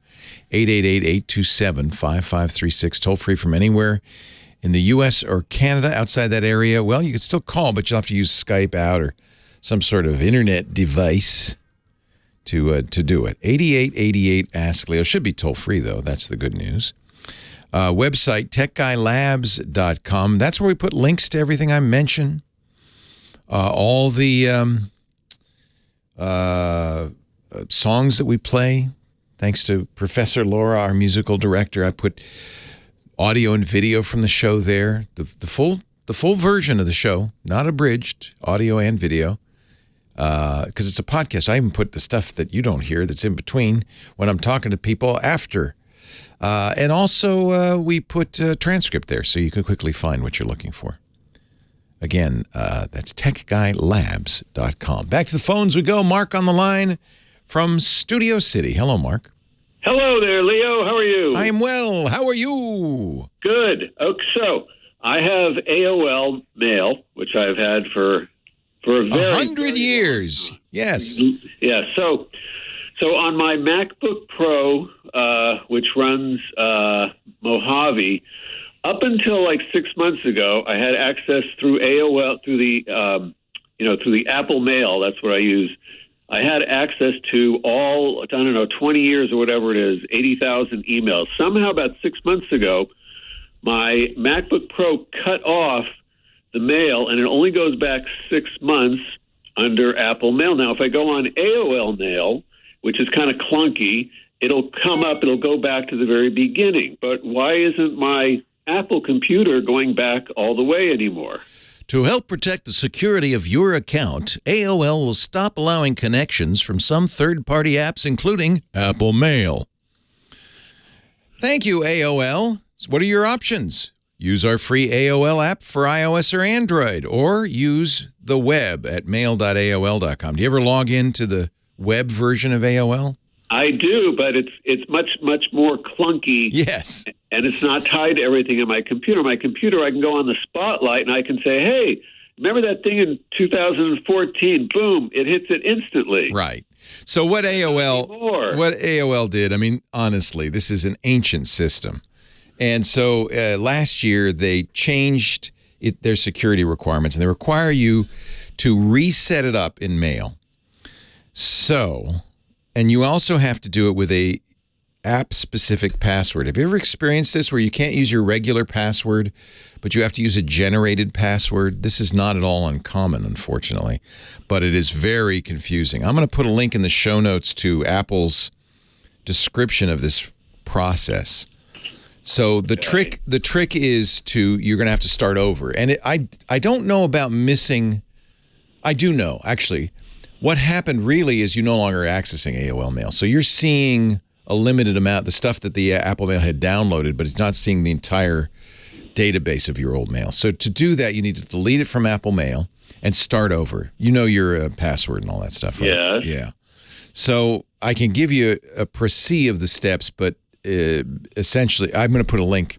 AOL Mail changes and security notice in 2021. It'll be in the show notes. Or you can Google that. It's on the Apple discussions thread. So what you need to do is, generate a unique app password that gives your third-party app, Apple Mail, permission to log onto your AOL account and then use that password, not your old AOL password, with Apple Mail. Who generates that password? AOL does, and I'm gonna put a link. Okay, but I won't lose I can't lose my. In theory, you haven't. No. You still have your same email address, and in theory, all of your mail is still there. Okay. I get this call a lot, which is why the answer is at my fingertips. Last year, that's when we started getting the call. AOL changed its method for doing this. And, of course, they didn't really tell anybody. It's because AOL was sold, remember, to Verizon, and then Verizon sold it again, and it's just a mess. Honestly, if I were you, this would be an opportunity. I would suggest this is an opportunity to get a better email provider. Keep the AOL mail, just have it be forwarded to your new provider, and then, you can, the best way to do this, and you may not care enough to do it, but I do have a Gmail account. Yeah. I have 4 other email accounts. So maybe the easiest thing to do is to have Gmail go get your AOL mail. You'll still need to use the new special password with Gmail, but it could get the mail, put it in your inbox. You can even filter it. You could have a folder that's for your AOL mail, and then whatever you're using to get your Gmail, you can use, and your AOL mail will be there. But can I still do it through the Apple Mail program? Sure, you can use Gmail with that. Right. Okay. It's kind of a mess. This is almost everybody. Gmail does this now too. I use Fastmail, and they do it too. They don't want you with third-party apps to use your actual password because that gives the password to that app. They want you go to AOL and the mail program, and you generate an app-specific password. You say, this is going to be for Apple Mail on my, on Mac 62, and that way you can revoke it if there's a problem, and it's only good for that machine. It just gives them more control. They don't and I understand, they don't want you to give your actual password to strangers. Right. I would never do that. Well, you are really if you're giving it to Apple Mail. Okay. In a way. I mean, Apple Mail is completely safe. Apple's not stealing. Apple has no interest in your AOL mail, but that's the theory is, well, we don't know we don't know whether to trust them or not, so we won't. Okay. All right. So on your website, it's going to be... yeah, and I'll put... all you old people with AOL mail. Yes. Yeah. I've said this before, I'll say it again. If email is important to you, I think it is. It's important to all of us. It's probably worth paying for a good email provider. It's why I use Fastmail, fastmail.com. They're not a sponsor. I don't get anything from them, but Gmail's okay, but it's free, right? I think paying for it is better because then they have an interest in supporting you. So that's the first thing I would do. And then the second, and by the way, you want one that does it right. And incidentally, they still use application-specific passwords, so it's just as complicated. Then let's make it even more complicated. Don't use, so let's say I have, the techguy@fastmail.com is my Fastmail address, but don't give that out. Go to a domain registrar. GoDaddy's the biggest. Hover is a sponsor of ours. Anyway, go to one of them and get a nice, fancy email name. LaporteFamily.com or, something like that. Or your company name, and register it. Now you own that. In fact, that's how I do my email. I'm not going to give it out on the air. You think I'm crazy? Well, I do. I have leo@techguylabs.com, right? But there is no email provider at techguylabs.com. That's just a domain I own. I then tell GoDaddy or Hover, whoever, when mail comes to that address, forward it somewhere. Actually, Hover has an very good email program. You can just use theirs. You pay for it, but that's very good. Or I tell Hover, forward it to Fastmail. So if you sent mail to leo@techguylabs.com, it won't go to techguylabs.com. It'll bounce off techguylabs.com because they don't handle email and go to my Fastmail account. And then I have a special Fastmail inbox, and it looks at the to address on all the email. When I see leo@techguylabs.com, I put that in a special folder. And I may even do more filtering on top of that. Now we're getting really complicated. But this is, if email's important, and especially if you're in a business, it's really important. You want to have a bunch of features like that. You want to have an address you own so that no matter what email provider you're using, you can point that address at that provider. You don't ever have to tell anybody, I've changed my address. It always goes to the right place. You want to have an email provider that cares about you, that gives you real support, and ideally one that has a lot of features for email filtering, because that's very, very important. Choose an email provider based on their ability to get rid of spam and their ability for you to set up filters to organize your email. I don't know about you, but I literally get thousands of messages a day, 90% of which I don't want to even see. They're not necessarily just spam, they're newsletters, there's stuff I just don't care about. So that mail comes into my fast mail inbox, and then I have a filter on top of that says, well, is this person in your contact list? Oh, yeah, it's in my address book. Okay, that goes into an important folder. That's somebody I know. Is this your wife? Oh, yeah, even more important. That goes into a VIP folder. Is this a notice, a security notice from your network attached storage? Yeah, I want to see that. So that goes into the Synology folder. So I have all these filters that make it much easier for me to it's really triage, isn't it? Much easier for me to go through my mail, because I'm not going to go through 1,000 messages a day. Even with all this, by the way, don't email me, because as people who do email me know, it's about 50-50 that I'll see it. It's just too much, right? It's too much. 8888 Ask Leo, that's the phone number. I hope that helps, Mark. Yeah, techguylabs.com. I've put an article from actually Apple's discussions forums on what to do about the email changes at AOL. More calls right after this. That's one advantage of becoming how shall I put this? A senior member of the community. I don't mean old. I just mean I've been around for a while. I don't really need to look at PR messages. I don't need to, there's nobody that I need to talk to that urgently, except for my immediate family. I own my own business. There's nobody has a hold on me, so I just pretty much ignore email. I think that happens as you get older anyway, right? You just life kind of relinquishes its hold on you. Yeah, and I can do that with Fastmail. So the domain I use at Fastmail can have anything at that domain. So whenever I sign up for something, when I signed up for my Verizon account, it was Verizon at my mail address. And so anything that comes to Verizon at my mail address, I know is, if it's not from Verizon, then they sold the mailing list. Surprisingly, that doesn't happen very often. I was kind of shocked at that. Or it's a communication from Verizon, which means I can filter it. Hello there, Mr. Pyle. You're the only guest on the show today. Everybody bailed on me. What? Yeah, that's all right. Oh, that's okay. Well, happy to be here. Hey, if I had known that, I would have taken up 3 separate slots, because I have a lot to talk about today. Now, did you get my email about the Space Force theme song? Didn't you just hear me talking about how I don't? Yeah, I didn't, but I'll look. Okay, yeah, no, I wasn't able to get the show feed for a bit. I was just all alone on Zoom. Oh, good. Space Force. Yeah. Yeah, it's so bad. You want me to play it? Well, when we're on, if you wouldn't mind, just so people can hear it. Oh.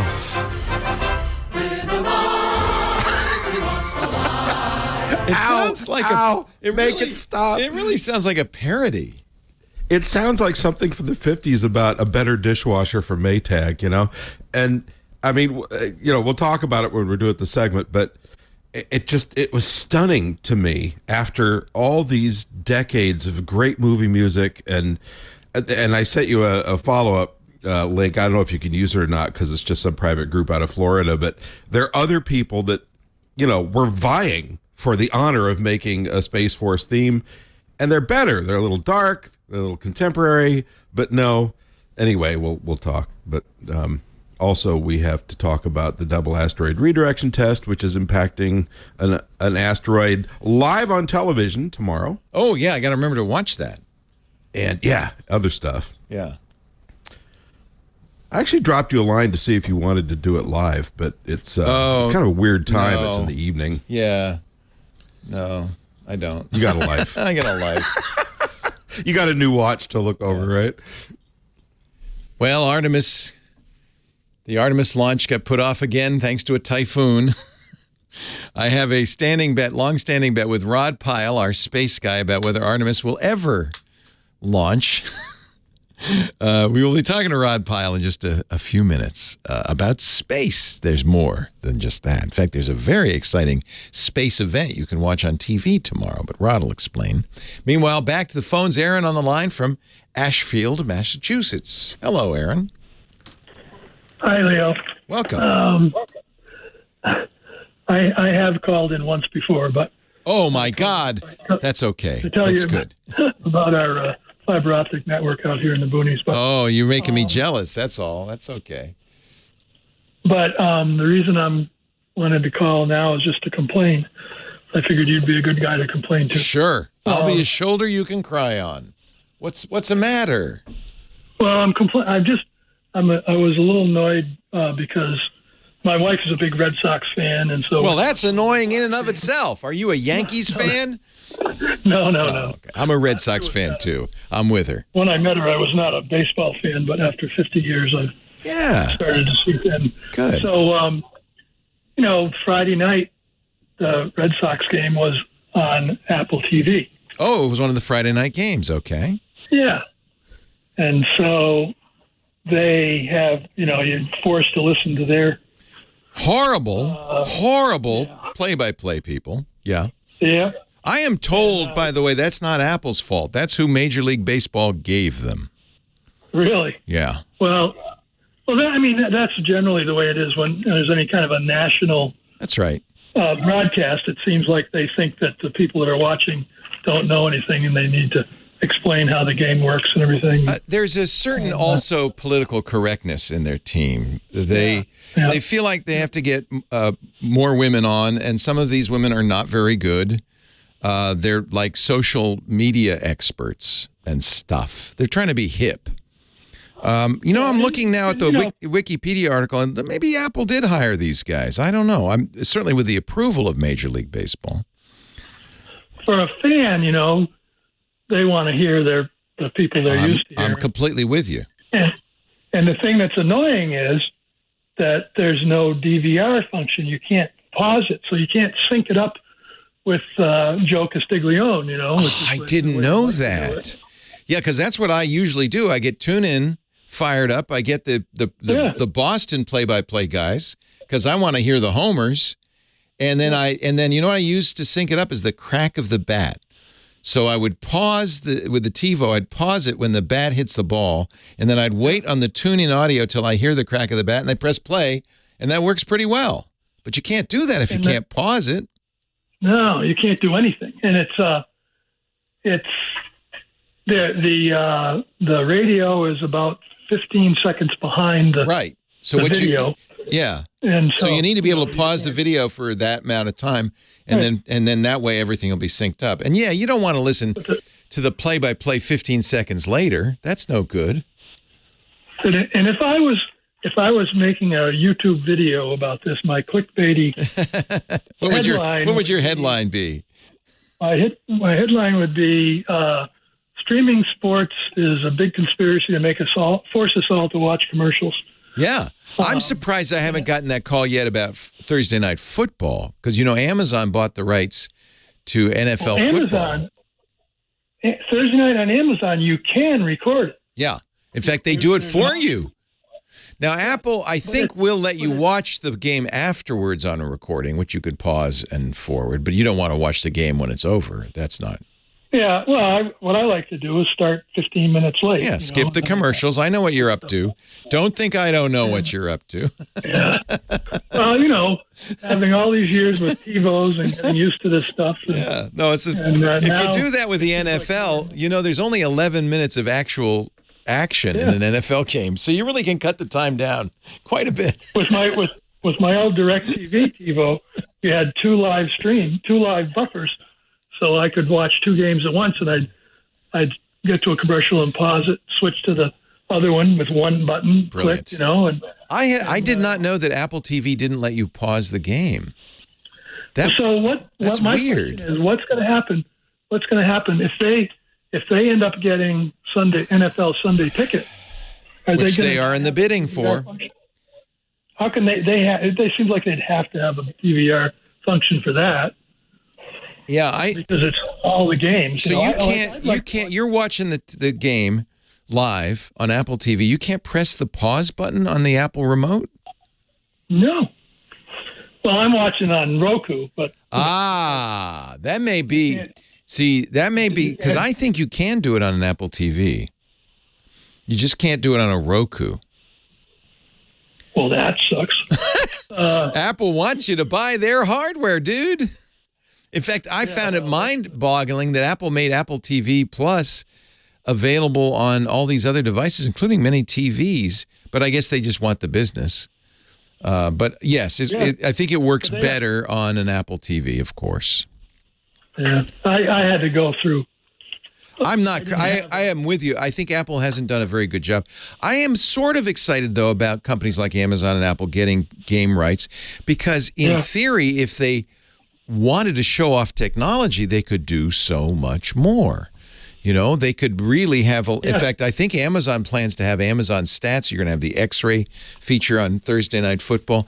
There's a lot more you could do than broadcast does. And I think there's an opportunity to reinvent how sports are broadcast. And it's disappointing that Apple has done so little along those lines. Rod Pyle, Space Guy, coming up next.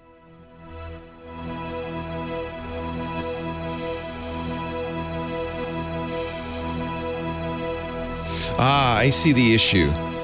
Edmonton Oiler guy says it's streaming at 2K HDR and a higher frame rate on Apple TV, but it can't. There's not enough processing power on Roku or the TVs to do that. So they send a lower quality stream, and I imagine that might be the reason you can't pause and rewind and all that. So it's a technical thing. Thursday Night Football, you can, there's a DVR function. Yeah. But it doesn't work. It's a little funky. I mean, I started the game to watch the game, partway through, and the standard deal. You click on it and it says gives you a choice to start from the beginning or live, and you click on start from beginning and it starts live, which is not really what you want to have happen. No. Now you know who's winning. That's no fair. I don't know. I think that this is new stuff. All the way back. I'm with you. I'm with you. Takes a long time. Well, the moral of this call is, well, that sucks. Well, hopefully they'll get their act together. I hope so too, because there's a real opportunity for Apple to do something special. Right? But you might need an Apple TV to really get the benefit of that. Well, Nessun now, you can subscribe to New England Sports Network only, which I always wished you could do because you had to get basically a cable package or something, YouTube TV in order to get Nessun. But it's $30 a month. Yikes. With commercials and no DVR. Oh, those greedy SOBs. I tell you, I can't believe that people will do that. But if you don't have, we have at this point. I have no choice unless I was to use a friend's login for his cable package, which I would, I wouldn't do that. But I'm going to have to go back and watch the Red Sox game. I didn't realize it was on Apple TV on Friday. Hey, I got to run. I got to do a Rod Pyle. Can we? Let me play the music for Rod coming out, okay, Laura?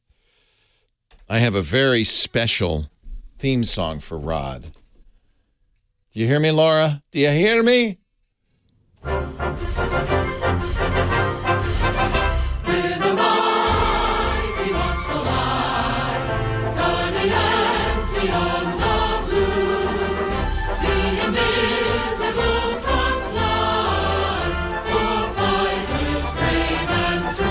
starfighters.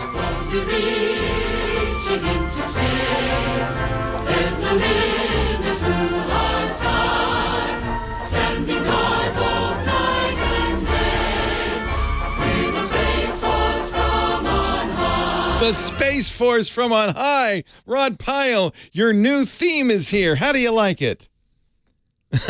Rod's in my ear as we speak. Rod's hiding his head.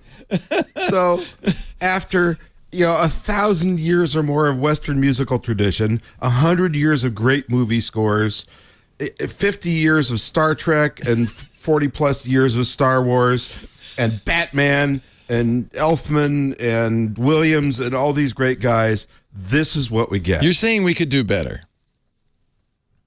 They could have pulled this from the Mickey Mouse Club. You know what it sounds like? It sounded like that. Somebody in the YouTube comments said, this sounds exactly like the dystopian music that plays at the beginning, from the radio at the beginning of the Fallout 76 game. Some, kind of... or Starship Troopers, or you name it. So I did a little research because I thought it was a joke at first. I thought, no, this is a gag, But no. This was unveiled on September 20th. It's the official, when the caissons go rolling along, and is exactly, military music, as some would say, is an oxymoron.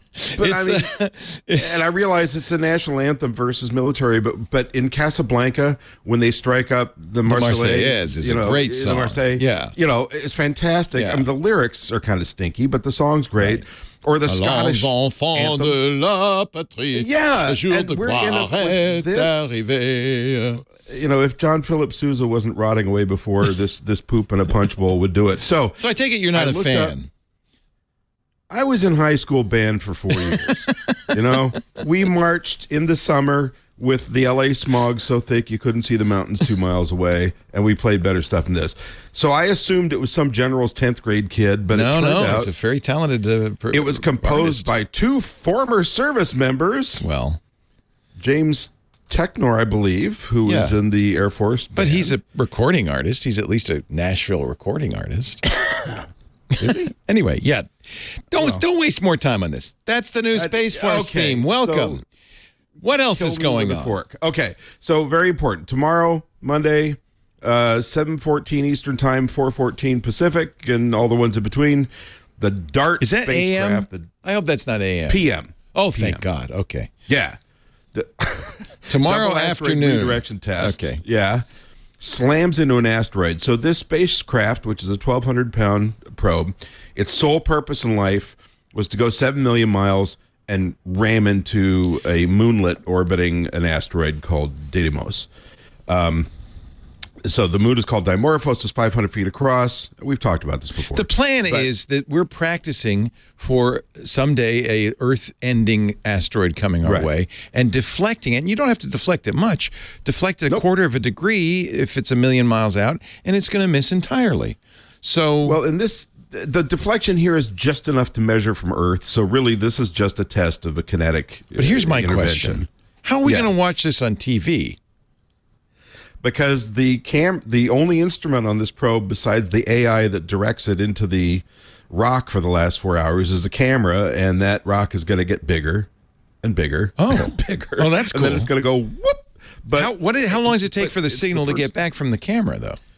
It's 7 million miles, so it's a couple of seconds. It's not a big deal. Oh, okay. 7 million. And then there's big deal. Okay. Yeah, and then there's a CubeSat which was released called Alicia Cube. The Italians built it. That was released from DART a while back, and it's cruising in a similar trajectory. So we won't get live images from that, but we will get a couple days later, we hope, images from the CubeSat of the impact. So we're going to see about 2 million pounds of rock thrown up when this little thing, because it's going, almost 15,000 miles per hour.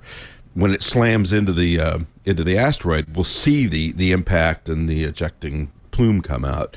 And then in 2027, the European spacecraft is going to show up and actually closely measure whatever change in trajectory there was. But so Dimorphos, which is the actual rock we're hitting, orbits the asteroid Didymos. And the reason they picked that is, you don't have to wait a year to see the change of the orbit. You can see it in a matter of days. Is it P. Didymos? I'm sorry. No, it's just but they do call it Diddy Moon, just because it's kind of And fun. where can I watch this? What is NASA TV going to do it? Space.com, NASA TV. I imagine most of the news feeds will probably take it too. And just to be fair, this is a combination of NASA's Planetary Defense Coordination Office, and they should have a theme song. It's Space Force. Yeah. Not that theme song. Okay. And Johns Hopkins Applied Physics Lab. So this will be very cool. We love the Johns Hopkins people. Yeah, Johns Hopkins. Yeah, and just a reminder about, the why. Earth defense, planetary defense is something we've talked about a long time, but there's 25,000 or so large rocks in our neighborhood, and any one of them could bang into another and head our direction. It's unlikely, but it could happen, and we're kind of statistically overdue. So as you point out, we want to be able to figure out how to divert these things. Now, kinetic impactors aren't always going to be the way to do it because they can only handle things of so much mass. Attaching a rocket engine might do it. There's even talk, of course, and let's invoke the movies here. Bruce Willis? Can Bruce Willis do it? Nuclear explosions. No people. Okay. You could do this all robotically, but if you set off a nuke next to it, you're not trying to blow up the rock. What could possibly go push wrong? It out of the way. Yeah. Well, you're nudging it, right? Yeah. And that's when you might discover that it's actually a rubble pile instead of a solid rock, and then you get a huge, meteor storm instead. But, there's only so much you can do. But it's an important thing, as you said, because you want to be able to intercept these things. So we're not going to blow up P. Didymos. We're just going to nudge it. I'm sorry, I'm calling it that. I don't care. We're going to Well, you should. We're going to nudge it. Yeah, a tiny, tiny bit, but just enough to measure. And, in terms of the physics, it has to work as long as it makes impact, but they just want to make sure that it does. Want to make sure physics works. How much time do we have left? NASA TV, 5:30 p.m. Eastern Time. You can watch it on YouTube or just search for NASA TV. Yeah, that's when it starts. It's actually 7:14. Yeah, you could. Well, they're going to have. They have all the dignitaries come, shake hands, give long speeches, play the Space Force theme. Yeah.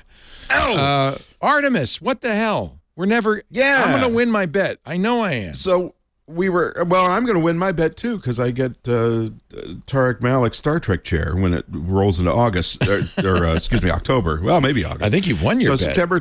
September 27th was the launch date that was in play up through yesterday. It's now been called off due to Tropical Storm Ian. Summer in Florida, it's a rough time for weather, so this isn't a big surprise. So as of late yesterday, they were still debating whether or not they knew they were going to do the launch, but the question is, do you leave the rocket out in the storm or do you roll it back in the VAB? So they're still looking at wind patterns, trying to figure out, because on the one hand, you don't want to roll the rocket back and forth too many times. It's hard on the hardware. On the other hand, you probably at this point, the Space Force finally said, okay, NASA, you can use the aging batteries in there for the range safety system, which is what blows the rocket up if it heads for Miami instead. That was not certified up till yesterday, as far as I know. Space Force finally said, okay, but then they have to stand down for the launch, so they may have to go back to the VAB anyway just to change those batteries. Well, yeah, because Ian might blow it over. We don't want it to, get blown away. Well, bungee cords, dude. Really, could a rocket that big just survive a hurricane? It depends on the size of the hurricane. It feels like you want to move that back into the shed. It would take a lot. There are swing arms there. It depends on the direction the wind's blowing. I bet P. Didymos could do it. Arms, of course. All right, enough fooling around. We are out of time. Mr. Rod Pyle, I didn't mention, is the editor-in-chief of the fabulous Ad Astra magazine. You can get yourself subscribed at space.nss.org, the National Space Society, also the author of many great books, and he's our official space expert. Thank you, Rod is off to do. Thank you. See, it's catchy. No, it's not. It's an earworm. It's very catchy. It's catching like smallpox. It's very catchy. All right. I was stunned. Wait a minute. I didn't Sean expect Hannity much. says he listens to This Week in Space. Tech Dino, are you teasing us? Seriously? Because I have a message for Sean. You got a whole bunch of messages that you can't do in the clear air, right? Oh, not Hannity. Well, okay. Who else is named Hannity? The lawyer guy. Oh, Handel. Oh, well, of course Handel listens to it. Oh, well, that's nothing. Well, that's something. That's nothing. He's not as big as you, but he's bigger than me. He's the number one morning man in L.A. Yeah, but I told you last time I saw you, your audience is actually larger in numbers. Is it really? Yeah. The drive time market in LA, I think, is 900,000. Oh, you're well, we're probably related. We're probably close. Yeah, I think Bill still is a bigger star. You know, everybody knows Bill Handel. Well, if he's a legend, a legend. He's got a star on, not a star on the Walk of Fame, but he's got a Radio Hall of Fame thing, right? I know. You know what? It's too late. I'm never going to be in not even the Bay Area Radio Hall of Fame, right? I don't even have a chance at the Bay Area Radio Hall. Kim Schaffer's in the Bay Area Radio Hall of Fame, but is Leo Laporte? No. I have gone to many of them. In fact, I wanted to go a couple weeks ago, but only working 2 days a week does not justify taking a day off. So, because I had some friends who got in? Well, I know this is going to hurt me, but who got inaugurated into the Bay Area Radio Hall of Fame? Let's see. I know this is going to hurt my heart. I know. I'm trying to think of what you would come if it's in Morty and the Bean or somebody like that, I'm just going to be so upset. Radio Celebrating outstanding Bay Area class of 2022. Let's see here. One of my favorite engineers, George Zema, the flawless George Zema got in, and he is the one. He was Dr. Don Rose's engineer. Okay, I see Bruce McGowan, a good friend. Yeah, was that this year though? Yeah, 2022. Art Finley, longtime legend in Bay Area. Annalisa. Who's Annalisa? She was on KFOG forever. Oh man. Dave Padilla. How come I am not? Who's Dave Padilla? He's a news guy. Kenny Wardell Sr. I think he does like marketing. Ed Krampf. He's management. But I think you would fall. Do you think you would fall under specialty? Legends. Or program host? Legends. No, talk show host probably. Program host? Talk show host. That's one of the categories. Okay, so you're not dead yet. Art Finley. No, there's no way. It's too late. I'm done. It's over. I'm cooked. I'm never getting into Barhoff, which actually, now that I say it. I know. Well, that is the joke. Doesn't sound it so sounds bad. like barf off. I am not in Barhoff, and I'm pretty glad of it. But have you been nominated? No, not even. Nobody knows I exist. I kind of think you have to almost throw your own. You nominate yourself? I guarantee you Annalisa nominated herself. No, Bruce McGowan is a good guy. I've known him for years. Yeah, he's great. Okay. Paul Lobster Wells, Lamont and Tonelli. Oh, yeah. Last year. Peter B. Collins. Used to work with him. Yep. For a long time. I was at the KGO reunion last night. Oh, nice. That was fun. I almost gave, what's his face, a ride home. Tom Campbell, the legend. Top of the hill, Daly City, come on down. That's who that is? Tom Campbell, yeah. Legendary station, KOME, the cum spot. That's what that's what it says in the citation. I know, but that's their slogan. Terrible. I don't know how they got away with that. All right, I gotta go. Thank you for letting me be your tech guy. Again, Leo Laporte, I am your tech guy. Thanks to Professor Laura, our musical director. She brings the band in, forces them to perform using her baton, which I hear is quite pointy. Thank you. And we'll put our show playlist up on the website, techguylabs.com, in a little bit. Thanks to, of course, the great Kim Schaffer, Radio Hall of Fame member Kim Schaffer, who answers the phones for us. But most of all, you're in my Hall of Fame. Thanks to all of you for tuning in, for listening, for calling in. I do appreciate it. Let's get I think maybe our last call today. I don't know. It depends how hard the question is. John is on the line from Knoxville, Tennessee. And I love how Kim spelled Knoxville, Knocks. It's actually Joe in Knoxville. Hi, Joe. That theme song that you were playing for the Space Force? An awful lot like the theme song from a Jimmy Stewart movie called Strategic Air Command. Oh, I remember that. That was a great movie, SAC. I loved that. Yeah. Yeah. My youngest son and I went up to Dayton, Ohio a few months ago and went through the Air Force Museum up there, and they've got a B-36 inside the museum. Wow. So, and, of course, Jimmy was in the Air Force during the war. He was a colonel. Pilot. Yeah. And he actually flew some of the POWs home from Vietnam, if I remember right. Wow. So, but, no, I was calling in about, I've got a couple of my TVs, I've got the Fire Sticks on. Yes, sir. And yesterday and today, I go to the TWiT network thing, and it would sit there in a little circle going around and around and around and around and around, and then it'd come up with an error message, and it was showing, the browser's okay. Cloudflare is the next step that it jumps to, and then it gets to fireapps.agm.me.uk. And it says... UK? You're getting it from the United Kingdom? Yeah. Huh. And then what are you trying to watch? You. Me? So are you using an app to do this? No, it's on a Fire Stick. Google Fire Sticks. Using the podcast player. Yeah, no, when you put it in the Fire Stick powered up, it comes up with a menu. I scroll down to, TWiT TV or TWiT Live. I don't remember exactly which one it says, but it's about the second one down because that's about the only thing I use this for.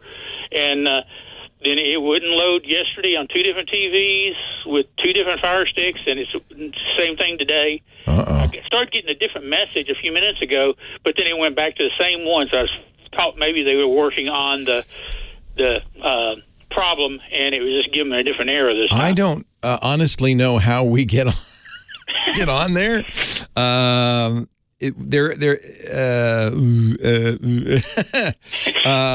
I do know, okay, I'll give you a couple of things. It could be, do you use any security software? Do you use any blockers on your router or anything like that to protect? No. Because I have been having some issues with the cable, but it's been mainly on regular television where I would get what they call tiling. I call it pixelization. We could have, my son's got a TV in his room, I've got a TV in my office, got a TV in the living room, TV in our bedroom. We could have each device on different channels, and at the same time, they would all go into pixelization. And I kept telling them, my neighbors are having the same issue, and I keep telling them. Oh, that might be an ISP issue, yeah. I keep telling Comcast, it's not here.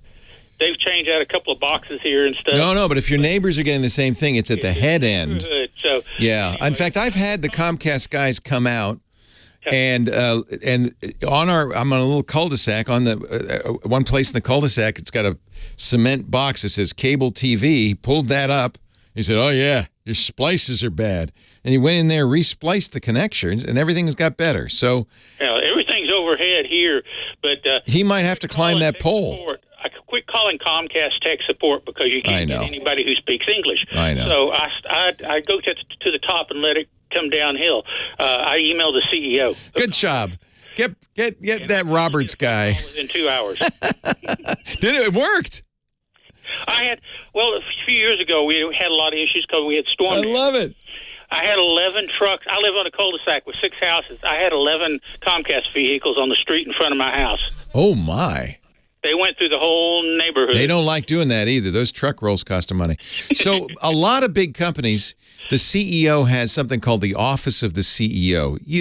Brian Roberts is too rich and famous, and he's not going to see your email, but he's got a team of people who do, and they, if he sees it, he'll forward it to them, but more likely they see it first. Brian Roberts is probably the kind of guy who has his email printed out for him and put it in a loose leaf notebook. I'm just guessing. So somebody saw it. The team of the CEO, and that often works, believe it or not. You know what? If an email doesn't work, tweet it. These people are terrified for some reason about getting bad reviews on Twitter.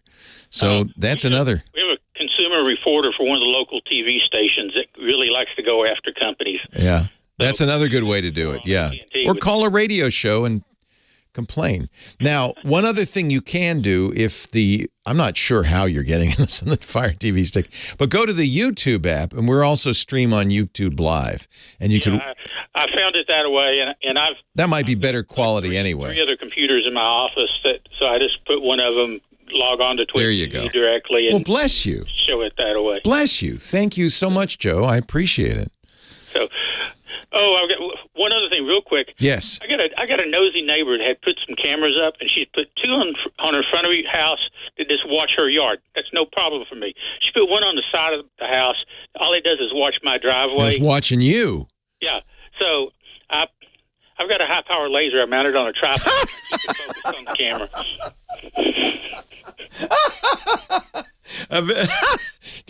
Did she call? Not yet. She'll probably be by the next day because I also put a chain across the gate between our two properties that says no trespassing. Yeah, it is probably illegal, certainly unethical to point your camera on your property to watch somebody else's property. That's a big problem with doorbell cams, all of these cameras. Yeah. You shouldn't be looking at somebody else's property, and I think a laser's a very good solution to that. Yeah, I did security cameras for about 30 or 40 years, and we had we had to mask out. If it was covering any sort of private property, we had to mask that area so it was not viewable. Yes, and rightly so.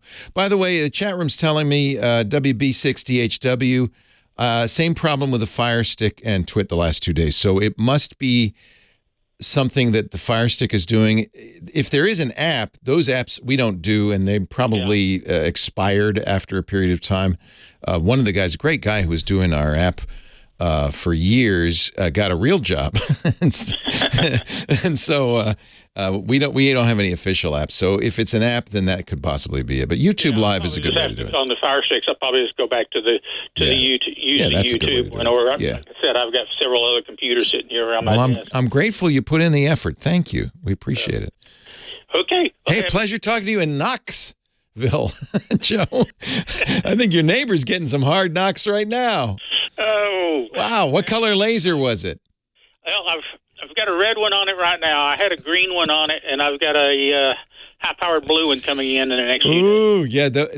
I think green is a higher power than red, but blue, that's got to be the worst, right? Well, I've got a laser engraver that's got a blue diode on it. Yeah. It's a 10-watt laser, and I can cut plywood with it. You're so good. So I might bore a hole through their camera, though, if I did that one. Yeah, don't damage the camera. Just blind it. That's the trick. Red, green, blue. Red, orange, yellow, blue, green, indigo, violet. So, yeah, blue would be higher power, higher frequency. Hey, I have run out of time, but a good way to end it with Joe in Knoxville. Thank you all for listening to the show. I really appreciate it. We're going to take a week off. Let's watch tomorrow. Watch that asteroid get deflected. Let's hope it gets deflected in the right direction. And I will be back here next week to talk about tech. Thanks to all of you. Don't forget, techguylabs.com is the website. This is episode 1930 for all the show information. And while you're there, you can see what Joe's been watching, all the stuff we do on the TWiT Podcast Network. Have a great geek week. Bye-bye. Well, that's it for the Tech Guy Show for today. Thank you so much for being here. And don't forget, TWiT, TWiT. It stands for This Week in Tech, and you'll find it at twit.tv, including the podcasts for this show. We talk about Windows on Windows Weekly, Macintosh on MacBreak Weekly, iPads, iPhones, Apple Watches on iOS Today, security on Security Now. I mean, I can go on and on. And, of course, the big show every Sunday afternoon, This Week in Tech. You'll find it all at twit.tv. And I'll be back next week with another great Tech Guys show. Thanks for joining me. We'll see you next time.